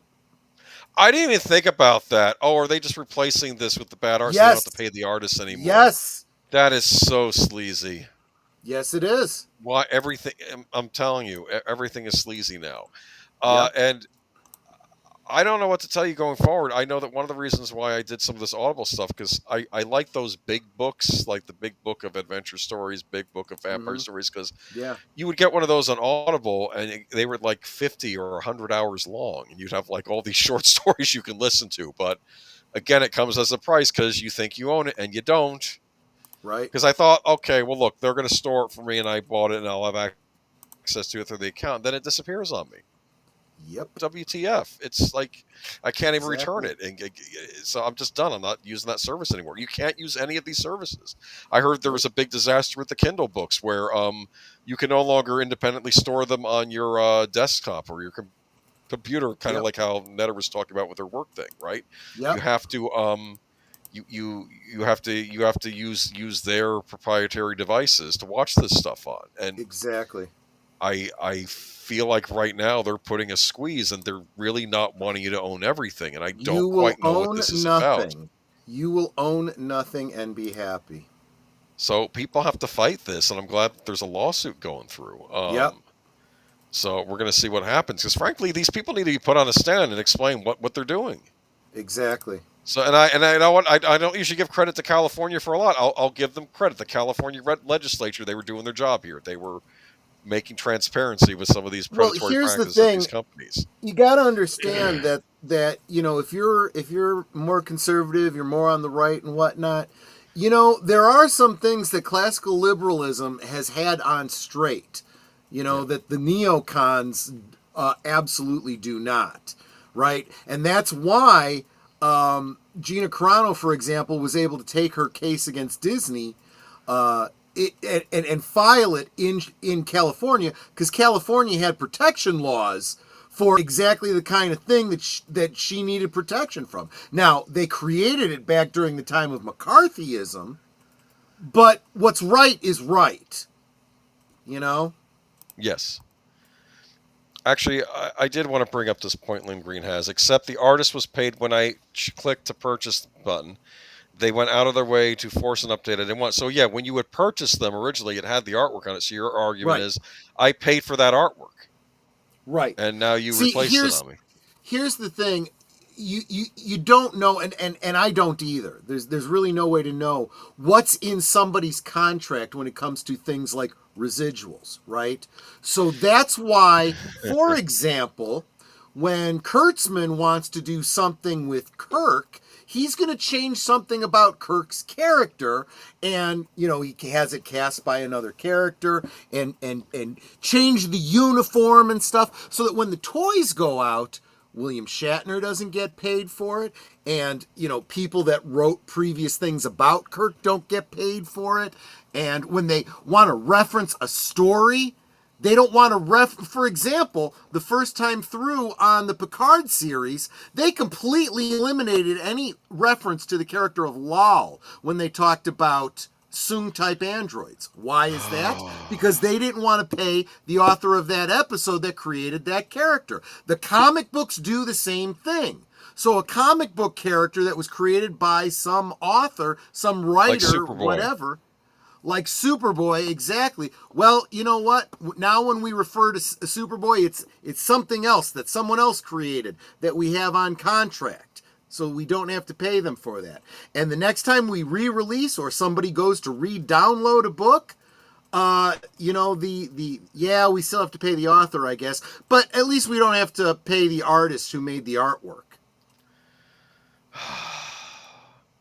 Yeah, and that made me also think too that maybe they weren't paying the artist to begin with, and the artist complained, and then they just took the artwork off. Well, yeah, because that did happen to Paramount. They got sued by authors that were like, "Wait, you're using characters I created. You owe me residuals for that." Yes, we actually brought you those news articles at the time. Amazon, I just want to bring up Geek Flag. Amazon is having a sale over the holiday weekend. John Carpenter's Prince of Darkness. They Live, The Thing, Village of the Damned, $14.99. Oh, I guess you ordered some. Yeah, they must be having a Shout Factory sale. I'm decrying Amazon, but sometimes you can get good deals on physical media from Amazon. And I of course, can advise you to buy physical media because you own it. Right? Right. Yes. You have a right. Exactly. I do have this. I do have the Shot Factory Blu-ray of The Thing. It's very good. All right, moving on to. Unless there's anything left you want to say about this. No. Speaking of physical media, Japan's National Library says game key cards are not eligible for preservation. And when you sent this to me, my response was, "Oh, shocker! Who could have seen this coming?" So surprised. This is funny. Japan's National Diet Library, or NDL for short, is one of the biggest libraries in the world from the year 2000, began to obtain video games, CDs, and cartridges for preservation purposes. Isn't that nice that Japan thinks about preserving all these video games? Yeah. I don't think we... Because they realize there is cultural value to them.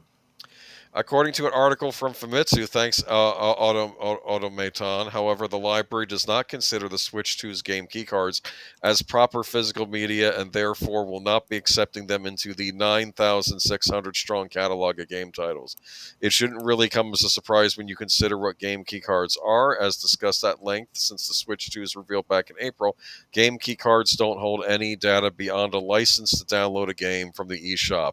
Not only does this present potential issues regarding storage, and that's another big thing people gloss over. It's not that you don't own it, but you're putting the burden of storage on your purchase storage that you bought with your micro SD card, instead of the storage would mostly be handled on the cartridge itself in the old days. Right. And then your mandatory need to purchase SD Express cards, but also huge risk for preservation efforts should the eShop ever suspend its functionality. You know that day's coming where one of these eShop cards is no longer be available to download. It'll be a licensing thing or something, and you'll be like, "But I bought this e-card," and they'll be like, "Oh well, I mean this Switch card." Okay, so yeah, no one's really going to preserve a piece of plastic that has no meaningful data on it, right? But to be super clear, the NDL stated the following: since a key card on its own does not qualify as content, it falls outside of our scope for collection and preservation. Seems to be about as clear cut as you can get. Nintendo has recently been attempting to gauge interest in game key cards via customer surveys, but at the time of writing has not made any moves to introduce more options for third-party publishers and customers alike. Only a handful of third-party Switch 2 games have received proper physical release, and according to the most recent online listing, Yuka Replay can potentially be counted amongst the elite few. Okay. An official announcement seems to be just around the corner. So we'll be sure to provide an update as soon as we hear more. Right. I love the comment. Does this come as even a remote shock to you? Right, exactly. Leave a comment. That's from Nintendo Life, yeah. Right. Excuse me. Yeah. Throat's dry for some reason.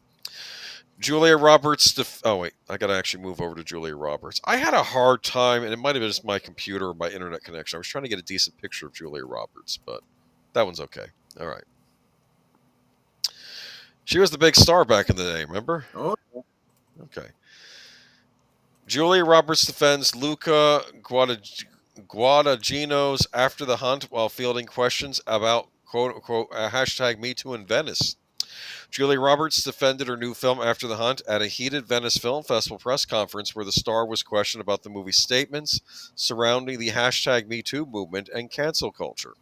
In the thriller set in the world of higher education, Roberts stars as a beloved college professor who finds herself at a personal and professional crossroads with her mentee, Ayo Edebiri, accuses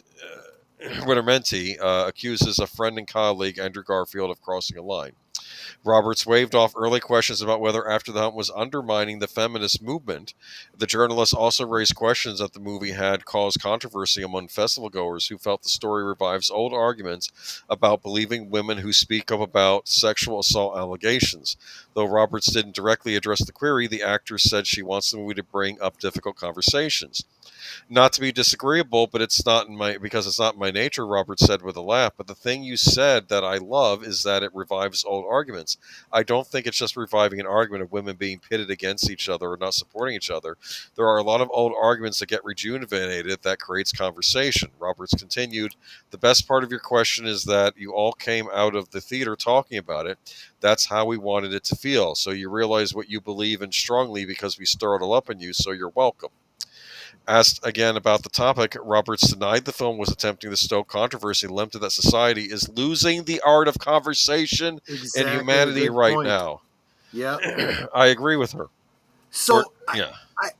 I do want to interrupt and point out that, yes, when you have situations like this, they are nuanced. Everyone wants to make them very simple. They want to overgeneralize, right? They want to say, well, look at all these examples of where people lied, therefore we shouldn't believe people. And then there's the other side saying, nope, we should believe everybody, regardless of proof.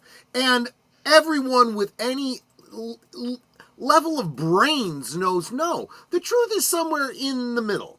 We want to be open to believing people, but if we're going to believe you, you do have to have proof, because innocent till proven guilty. The truth is somewhere in the middle. And not every case is the same. Sometimes there are bad people out there doing bad things that need to be called out for it. And that's on both sides. That's either a predator or, a fake victim. It could be either way. You could be a predator. Yeah, you can be a predator either way, I guess, in some ways. Some Exactly. actions, yeah. So, I mean, I don't know what the movie's going to be. I don't know what it's ultimately going to be or ultimately say about the guy being accused, but it sounds like she just wants you having a conversation. Right. Which apparently you're not allowed to Imagine have that. conversations about certain things. And frankly, let's be honest, a lot of people got thrown under the bus in Me Too that shouldn't have. Right. I mean, yeah. So moving on to... Netter has any comments, you can chime in on this, but Devil in Disguise John Wayne Gacy trailer sees Gabriel Luna lead the charge to bring the Michael Chernus killer clown down. Peacock is chronicling the crimes of one of America's most notorious serial killers in its upcoming true crime series, Devil in Disguise John Wayne Gacy. A trailer released Tuesday sees Gabriel Luna's detective Raphael Tover doing everything he can to bring down Gacy, played by Michael Chernus.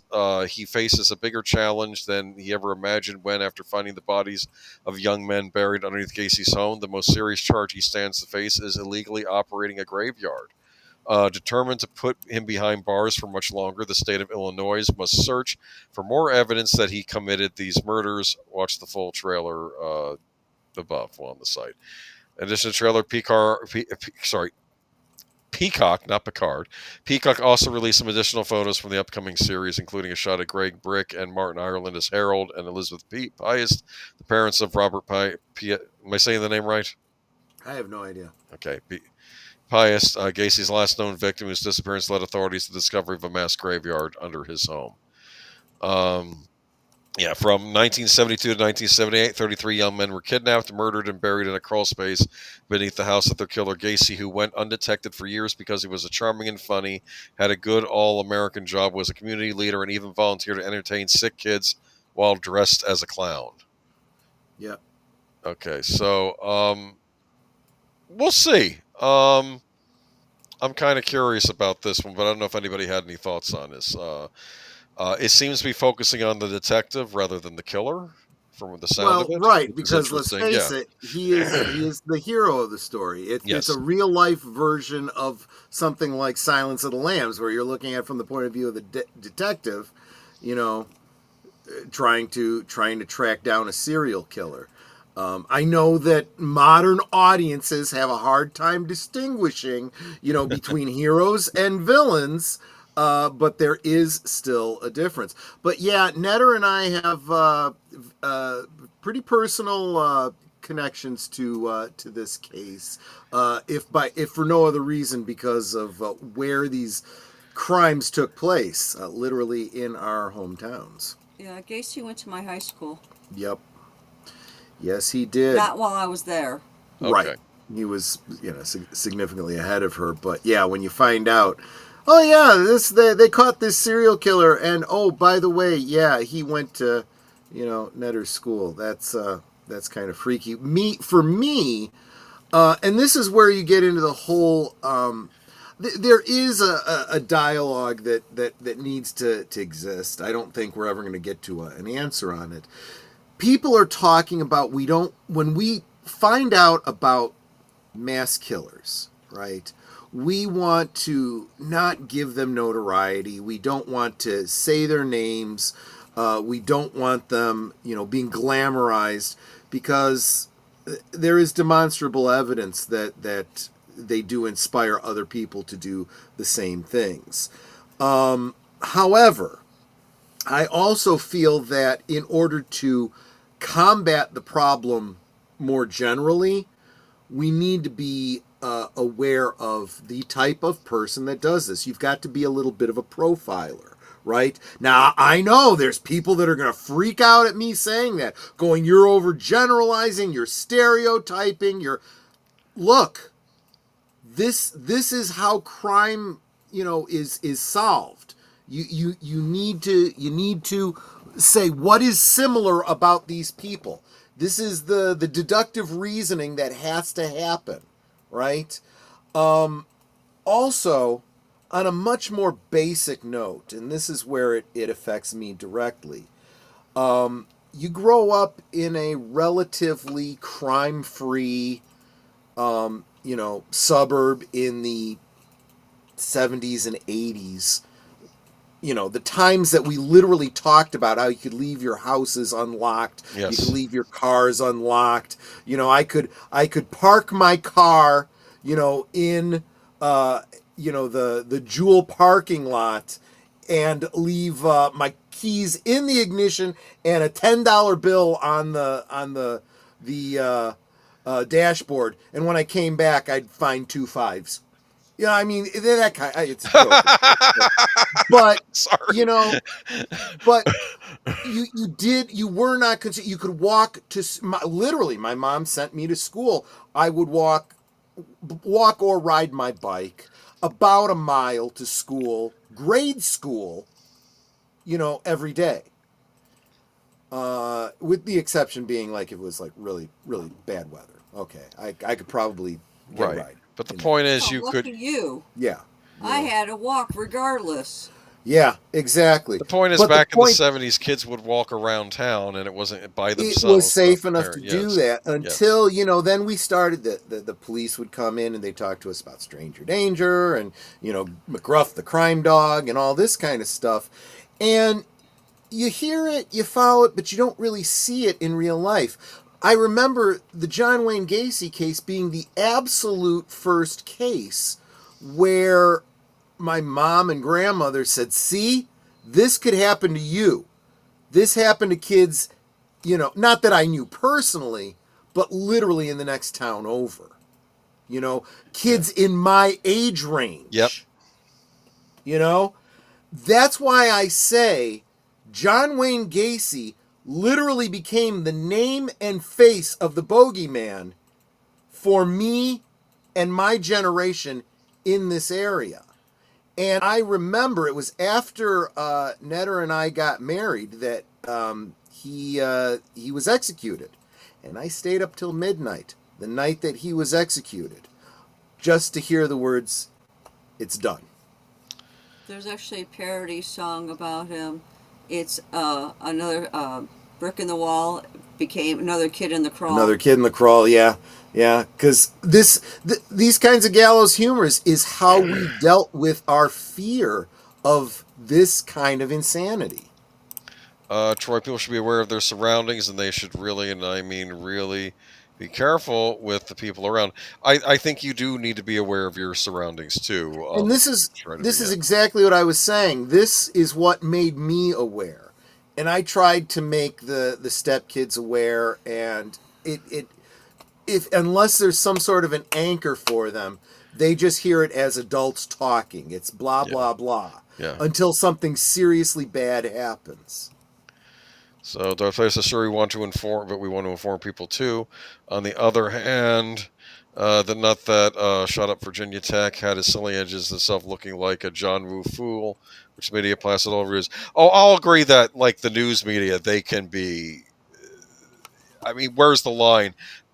I think shows like this. I mean, I haven't seen the show, so I can't speak to his quality, but focusing on the detectives trying to solve the case after the fact, not while some nutcase shots them up so you're going to inspire somebody else. I mean, I don't know. I mean, they have a right to inform, obviously. I'm not saying they don't, but I think sometimes the media can sensationalize things that they shouldn't. I don't think this is sensationalizing. That's what I'm trying to say. Like the movie Zodiac. You ever see the movie Zodiac? I haven't, but it is on my list of films to see. Yeah. It is a great movie about, of course, the Zodiac killings in the 1970s. Jake Gyllenhaal, Robert Downey Jr. are in it. Mm-hmm. But what the movie really, in my opinion, focuses on are the reporters and the cops that are trying to solve the case. Yeah. Do you understand? They're trying to get to the bottom of it. It's more about the toll it takes on them. Yeah. You know, and if that's what this is, I think that's a good idea. And again, I remember Brian Dennehy played him in a made-for-TV movie once. Remember, and he says, "Don't you know a clown can get away with murder?" Remember that? It's like yikes. And I don't know though. This actually is bringing me back. You always heard about stuff like this. I think.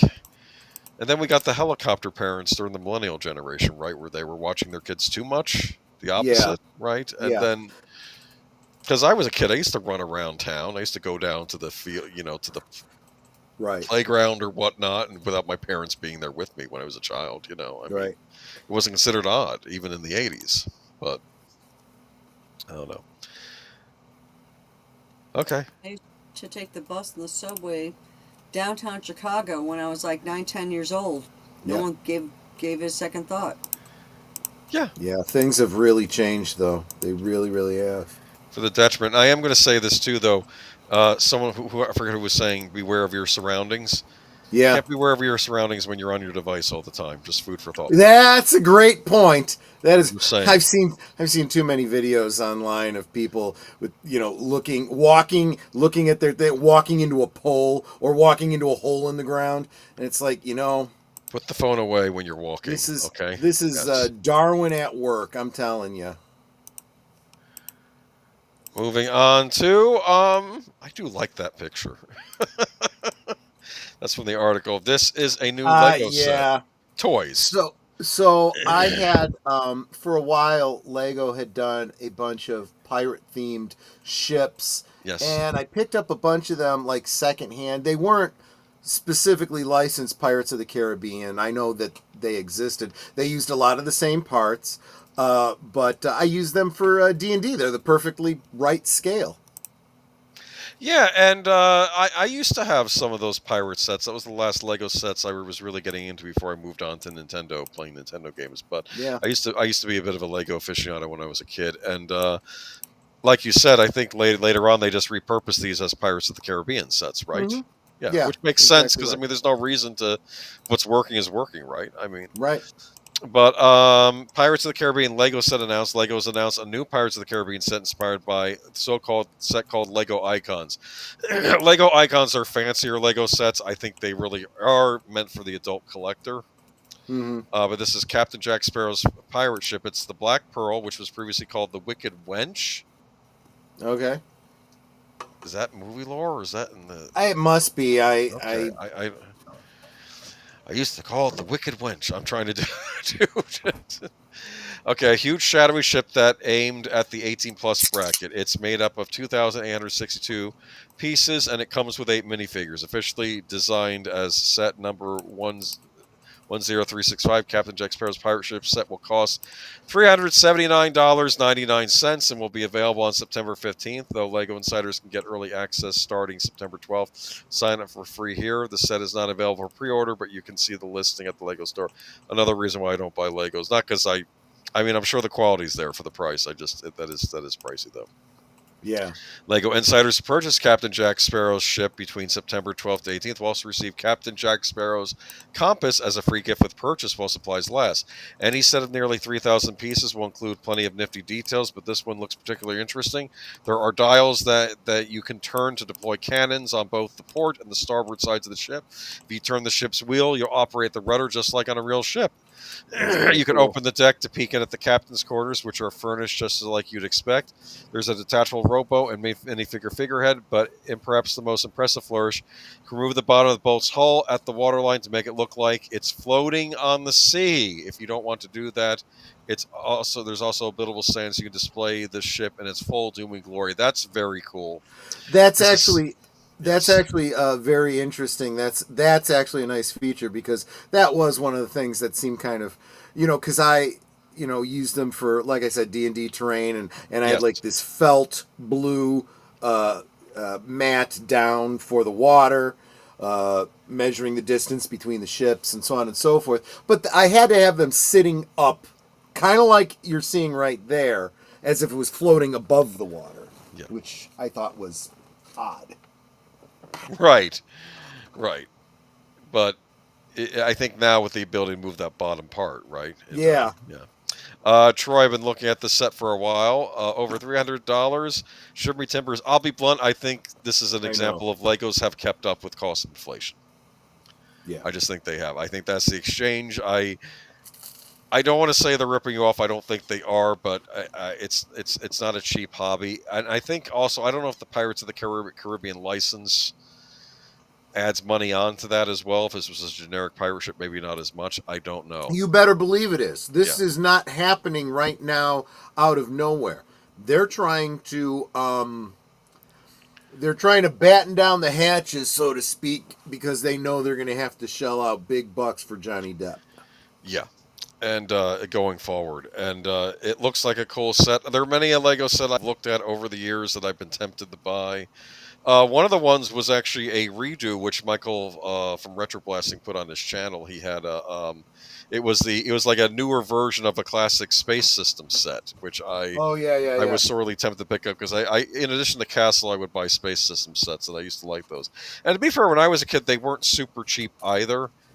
I think what I would do is I would buy a lot of the smaller sets, and then you could connect the smaller sets together to kind of make something bigger. So like you're building something bigger over time. But really cool though. But they've never done Star Trek though. I guess they don't have the rights to Star Trek. They've done Star Wars. However, other companies have. For example, I have a. You know how they do, ships and whatnot, and they do them little bitty tiny, they do them bigger and bigger, and it's more and more detail the bigger they go. I've got this really tiny little bird of prey. I'd swear it's about as big as my thumb. It doesn't have a lot of pieces. It's got to have like 24 pieces tops. Huh. I love the Klingon bird of prey, though. That's my favorite spaceship. Yep, ditto. In any movie, period. I when I saw that in the Star Trek 3, I'm like, that's the coolest spaceship I've ever seen. Agent Boomer, I have the Lego $1,000 Death Star. Yeah, that was featured in the first Spider-Man movie with Tom Holland. I told myself years ago, dude, if they ever make a Lego Death Star, you have to You have to pick it up. I didn't pick it up, but that was I was one. gonna say, did you look at $1,000 and go, yeah, no? That's probably why I didn't. But the thing is, when I was a kid, I had those miniature Death Star sets. And I thought, well, this might be the next best thing, or maybe this will be even better. Me getting a miniature Lego Death Star set where I get to, Did you know that there's a bloke on, I can't remember if his store is on Etsy or eBay, Yeah. but he has digitally recreated those micro machine or Oh, micro really? what that you're talking about, the Death Star play sets, and the what's it called? No, not, it wasn't the Death Star. It was the Cloud City play sets. I had those too. Yes, I had those too. Okay, and he has digitally he has 3D printed them to be in scale with the 3 3/4 inch figures. Ho, ho, ho, ho! Yeah, Oh, wow. I know. That is super cool. Okay. What about Nate from the internet? Oh yes, that's another one. So there's a YouTuber called Nate from the Internet. His brand, his logo is Nifty. No, Nate from NFTI. NFTI. Nifty. Nate from the Internet. And he does a little bit of what do you like Mythbuster type stuff and whatnot, but he also does a lot of crafting stuff. And lately he's been doing a lot of 3D printing stuff. Well, he's got a whole series going right now where he is taking the fairly large sized Lego castle.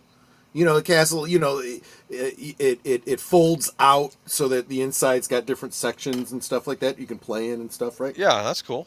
Yeah. Well, he is printing it.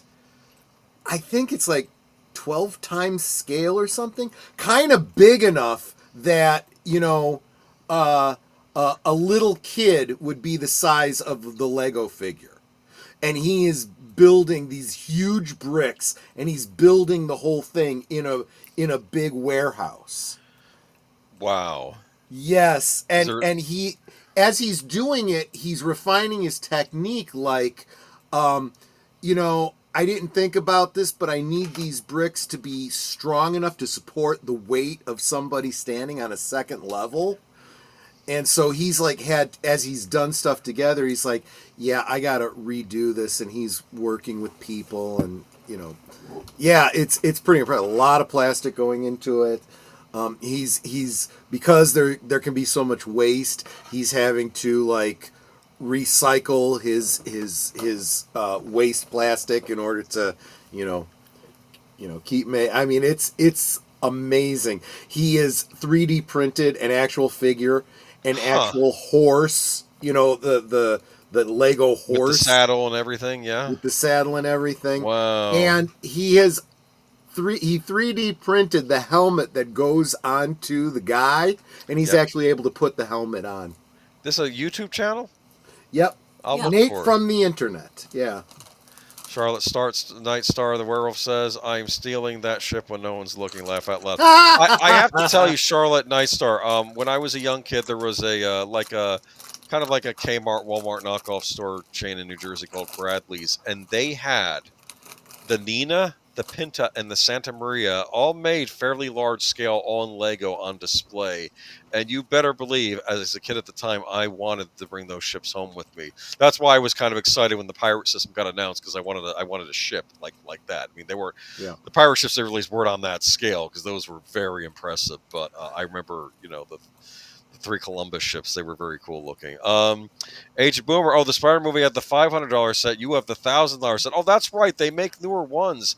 Didn't they do the Super Star Destroyer recently too? I think I read that somewhere. They were planning to. There are channels on the internet where people will build these huge scale ships and then drop them from a second floor so they can film it shattering. No. No, that's like a nightmare for me. I can't bear to watch that.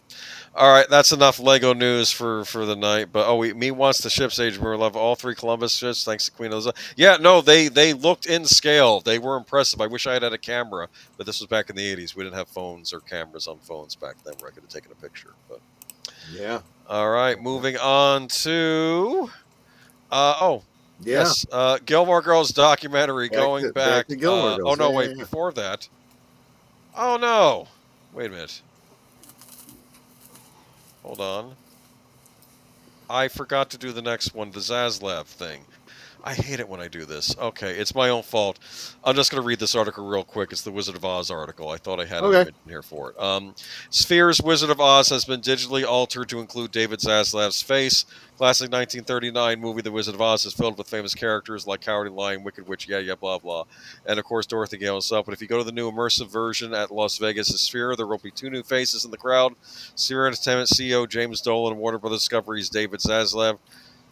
Yeah, they actually inserted themselves into the movie. They replaced the faces of 2 faces of characters in the movie with faces of Dolan and Zaslav. I won't tell you where. It's only for like 2 seconds. They think it was munchkins that were too blurry to be identified. Really? That's weird. That is weird. I don't like this. I'm not going to spend a lot of time on this since I don't have the picture. Actually, I'm a little confused by this. Is being projected into that big dome yes. in Las Vegas? Yes. Are they doing a whole movie on this? I assume that the Sphere? movie surrounds you. They used AI to help them with this too, but I assume the movie surrounds you in the theater. It's not unheard of. Movies back in the 1950s, they were really trying. Like when you went to go see Ben-Hur, it was so wide it was supposed to go across like half the like curve around like half the theater. I heard that they actually had curved theaters where like it wasn't like a full circle, but it was like half a circle around. And See, it and would be, like, surrounding you. that's where generative AI could be useful, and it sounds like that's what they're trying to do here, where they go, if it was already in a super wide, immersive thing, well, we could actually still do that with modern projectors, but we could extend the edges up and around using generative AI. And that's probably what they did. I find it disturbing that they stuck Zaslav's face in there, even if it's only for 2 seconds. It's just weird.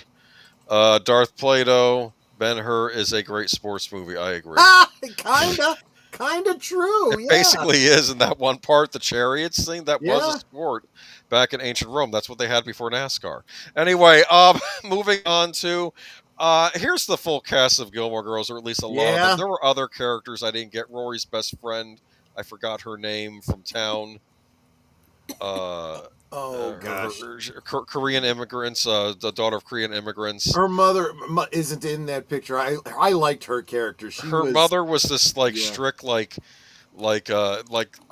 very strict Christian, right? And of course she gets a boyfriend, right, who's more like a hard rocker type, and but he wants to marry her, so he's like, and like the mom's like not approving or whatever, and he doesn't know what to do, and then he says, I read the whole Bible from cover to cover, okay? I don't know that I understand all of it, but I'm trying. And he's like, you read the Bible cover to cover? You're younger than I was when I read it cover to cover. And then she accepts him. Remember that? That was yeah. Because they were Christian. Yeah. So it was Lane who is the girl on the left. Her mother was Mrs. Kim. They never gave her a first name. She had this... Funny. The actress was Emily Caranda, and she has this very severe face. I mean, perfectly cast as that, very stern type mom. But, again, she was one of those moms that she might have been overly protective, but she obviously wanted what was best for her daughter. It came from love. It did come from love, yes. Exactly. And there's Paris. We had mentioned Paris earlier, Rory's friend right there. Yeah. She later showed up on a couple episodes of ER too. I won't get into detail that actress, but it was an important episode. So let me get into the article. Gilmore Girls documentary in the works with Kelly Bishop, Jared Padalecki, Chad Michael Murray. In celebration of the 25th anniversary of Gilmore Girls this October, a new documentary Searching for Stars Hollow is in the works with stars Kelly Bishop, Jared Padalecki, and Chad Michael Murray, among others. Searching for Stars Isle from Ink on Paper Studios is set to examine the beloved show's role in American cultural history per a press release, as well as include never-before-seen interviews with cast members and behind-the-scenes stories from crew members, writers, and directors. In addition to Bishop, Emily Gilmore, Padalecki, Dean Foster, and Murray Tristan Dugray. The doc will also feature interviews with Kiko Agena, Lane Kim, Sally Struthers, Bette Dell. I forgot Sally Struthers was on this show. Miss Stories, Miss she was Patty. actually a very annoying character. I Yes. really did not care for her. Yeah, but a bunch of characters. Gilmore Girls was ran for 7 seasons from 2000 to 2007, centered around the relationship between 30-something single mother Lorelai Gilmore and her teen daughter Rory Gilmore. Yeah, we'd already mentioned that at the beginning. But the interviews we've already conducted, the cast have been a delight.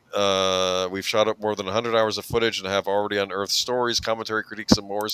And we're continuing to shoot more interviews in the coming months to present the most complete, full, and truly new story of the show's impact and legacy that is only possible at this historical moment. I've seen this done with other television shows. They did it with Millennium, which I haven't watched yet, but I should. They also did it with Deep Space Nine. They did a documentary about that, and I think it's interesting that they do. Robert Meyer Burnett was very involved in that. Yeah, God, they could do it with the X-Files, but that would take too long, probably. They'd probably have to do it as a two-parter or something. But yeah, I'll. Apparently there's a pre-launch for a Kickstarter because I think they have to raise funding for it. But if you're interested, you can chime in. Might be interesting. I never got into the show. It's okay, Geek Flag. In fact, I was telling Troy I was expecting more of a blowback from our audience tonight because I'm like, is this truly geek culture? But whatever. But here's what I wanted to say. Troy and I, of course, we were all into the science fiction shows and stuff, but we still watch Gilmore Girls. There was just something about this show that drew you in. I can't explain it. I used to watch a lot of TV back in the day, not so much these days, but I'm currently watching Landman right now, but it's by Taylor Sheridan, the guy that did Yellowstone and Tulsa King. This has Billy Bob Thornton as it's all about drilling for oil. It's interesting. Of course. Yeah. It's interesting all the energy things they bring up on it because they're like, oh, the environment, they're talking about this. He says, listen to me. We're just the people that produce the stuff. We're not the ones in charge of making efficient engines or anything like that. And it's like, they make interesting arguments on the show about oil, and it's not what you typically expect from Hollywood because I guess... Well, it's the kind of thing where, again, we mentioned this earlier, sometimes these arguments are a little bit more nuanced than people are prepared to deal with. And there's a lot of misinformation or partial information. I think people need to talk about that too. The partial information. Knowing part of something and not knowing all the details, you don't really know what's going on. And people think that first, well, carbon in the air is so bad because carbon dioxide and blah, blah, blah, and we're going to turn into Venus. And real, climate scientists are going, it doesn't really work that way. Yes, carbon dioxide is one thing in the atmosphere that, can cause, greenhouse effects, but there is literally an upper limit where you put more carbon dioxide into the air and it doesn't have any more impact. And we think we're at that level already. So you could burn all the carbon in the world and it's not going to make any more difference as far as, greenhouse effects. Now, there's a lot of other things that are in Venus's atmosphere that we definitely do not want in our atmosphere. I thought you were saying I could live on Venus now. I'm very upset about this. You could, but you can't live on the surface of Venus. You Is would the literally property have cheap? to live. Is the property cheap? Bargain prices? Just getting there is going to be pretty darn expensive, but it'll be I'll something figure out a way.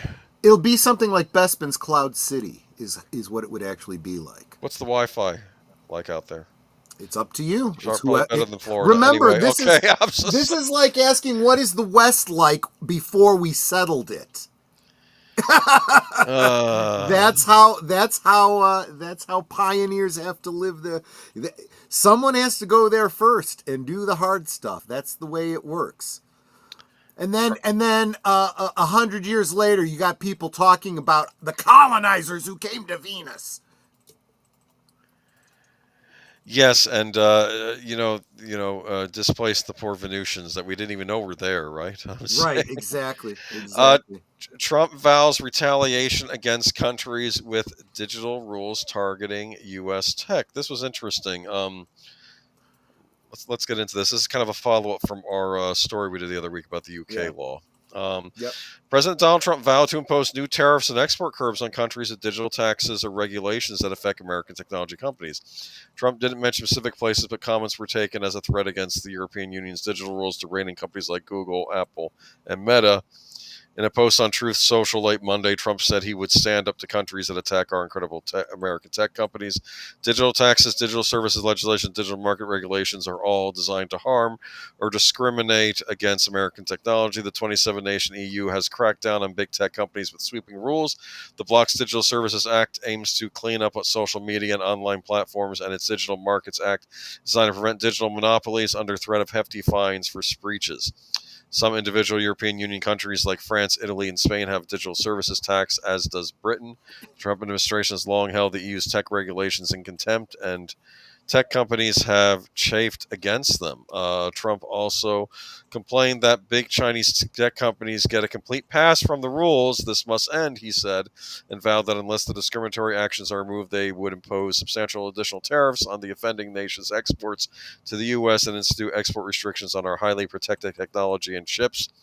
The EU's Executive Commission pushed back. It is the sovereign right of the European Union and its member states to regulate economic activities on our territory, which are consistent with our democratic values. Commission spokesperson Paolo Pinho said at a regular press meeting. Trump's latest salvo comes a week after Washington and Brussels released a joint statement on their trade deal that includes a pledge to address unjustified digital trade barriers. In June, Trump threatened to suspend trade talks with Canada, forced Prime Minister Mark Carney over Ottawa's plan to impose digital services tax on technology companies, forcing Carney to abandon the tax. All right, so this isn't actually having to do with that new UK law, because I keep waiting for Trump to open his mouth on that. But, there's a case going through right now. I think it's 4chan is suing over that in the UK. Interesting. And I'm not understanding even what basis they have to bring the suit, but I'll be interested to see what comes of that. As far as the tariffs go, and this is probably going to upset a lot of people in the chat, but we got to call balls and strikes. Just recently, Trump lost a lawsuit regarding his use of tariffs, and I've actually seen it coming. He set out initially using tariffs the way that they are meant to be used, in what I thought was a very positive way. He has very much overstepped what the president should be doing with tariffs, and it's going to cost him dearly in being able to use that tool from his tool drawer. You're thinking he should have used something else to address this. Absolutely, and there are other means. I feel that this is true now as it was during his first administration. He's listening to some bad actors that are purposely walking him into traps, and it's very easy to walk an egoist into a trap when you use his ego against him. But I don't know how I feel about these European Union laws. I don't know. This it bothers the heck out of me that it impacts us. Right? We sit here and we talk about our First Amendment rights, and they're like, well, not when it involves us. And to a certain degree, that's true. This World Wide Web concept. The problem is that there isn't, although they want there to be, there is no single world government. So it's a problem. Yeah.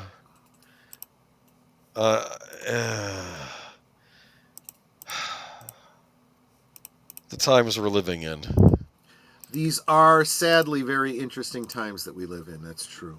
I don't know why the word I don't know why International Monetary Fund popped in my head, but I don't know if that's related. Anyway, okay.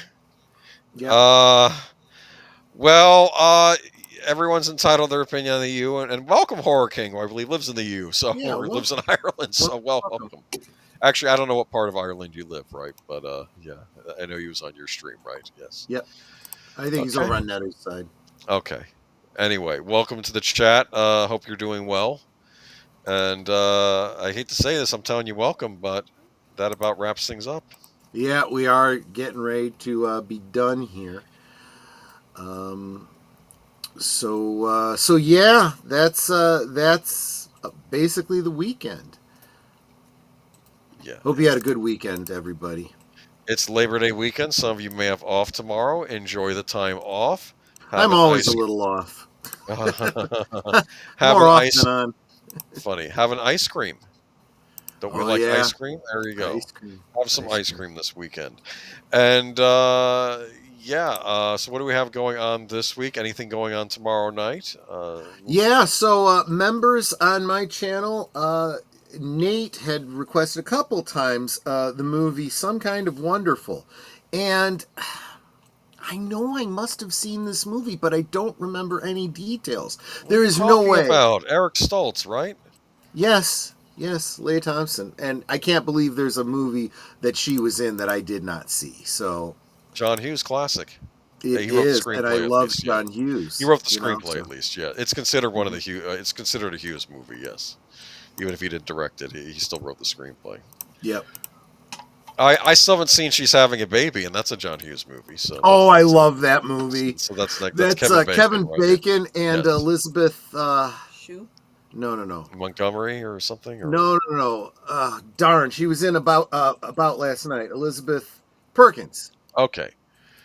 Yes. So I will have to check out She's Having a Baby. You can check out Some Kind of Wonderful. Some Kind of Wonderful if you are a member on my channel. And of course, membership is only $2 a month. That is nothing to support a channel from which you get tons of content on a, almost daily. Well, now it is a daily basis on my channel. Because you have Liquid Lunch, which is Because there's Liquid Lunch every noontime Central, 1 Eastern.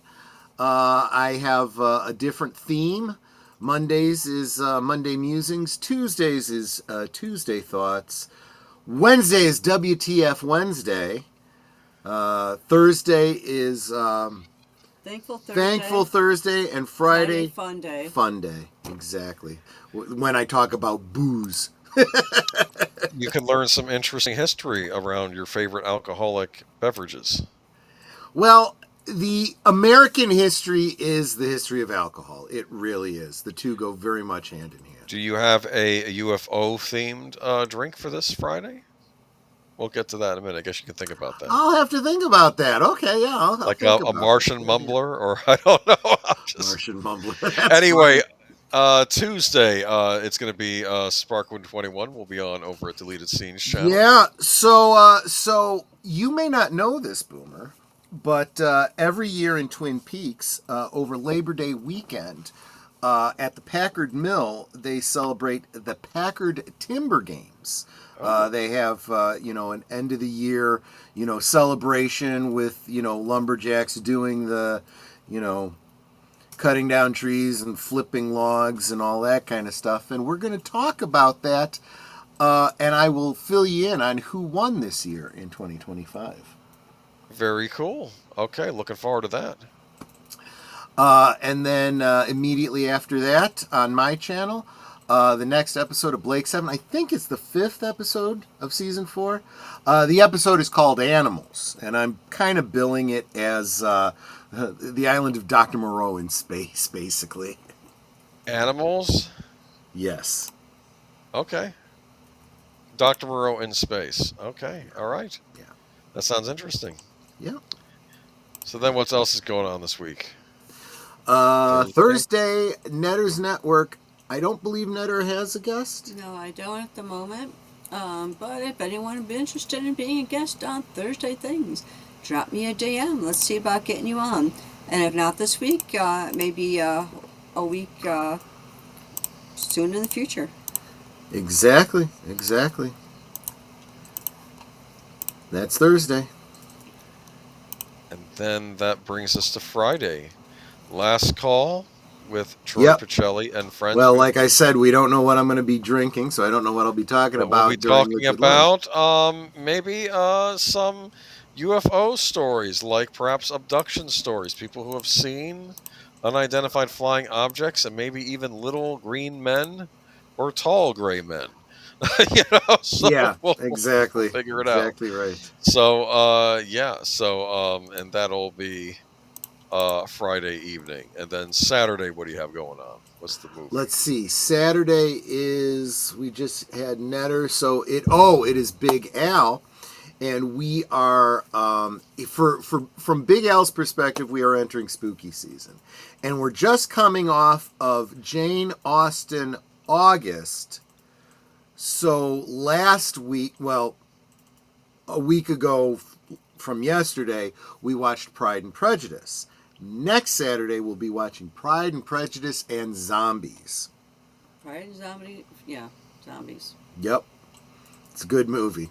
I was actually really surprised how well zombies fit into the Jane Austen story. It just better than you would expect if you've never seen it. I always want to feel like pairing that movie with Abraham Lincoln Vampire Hunter for some reason. I don't know why.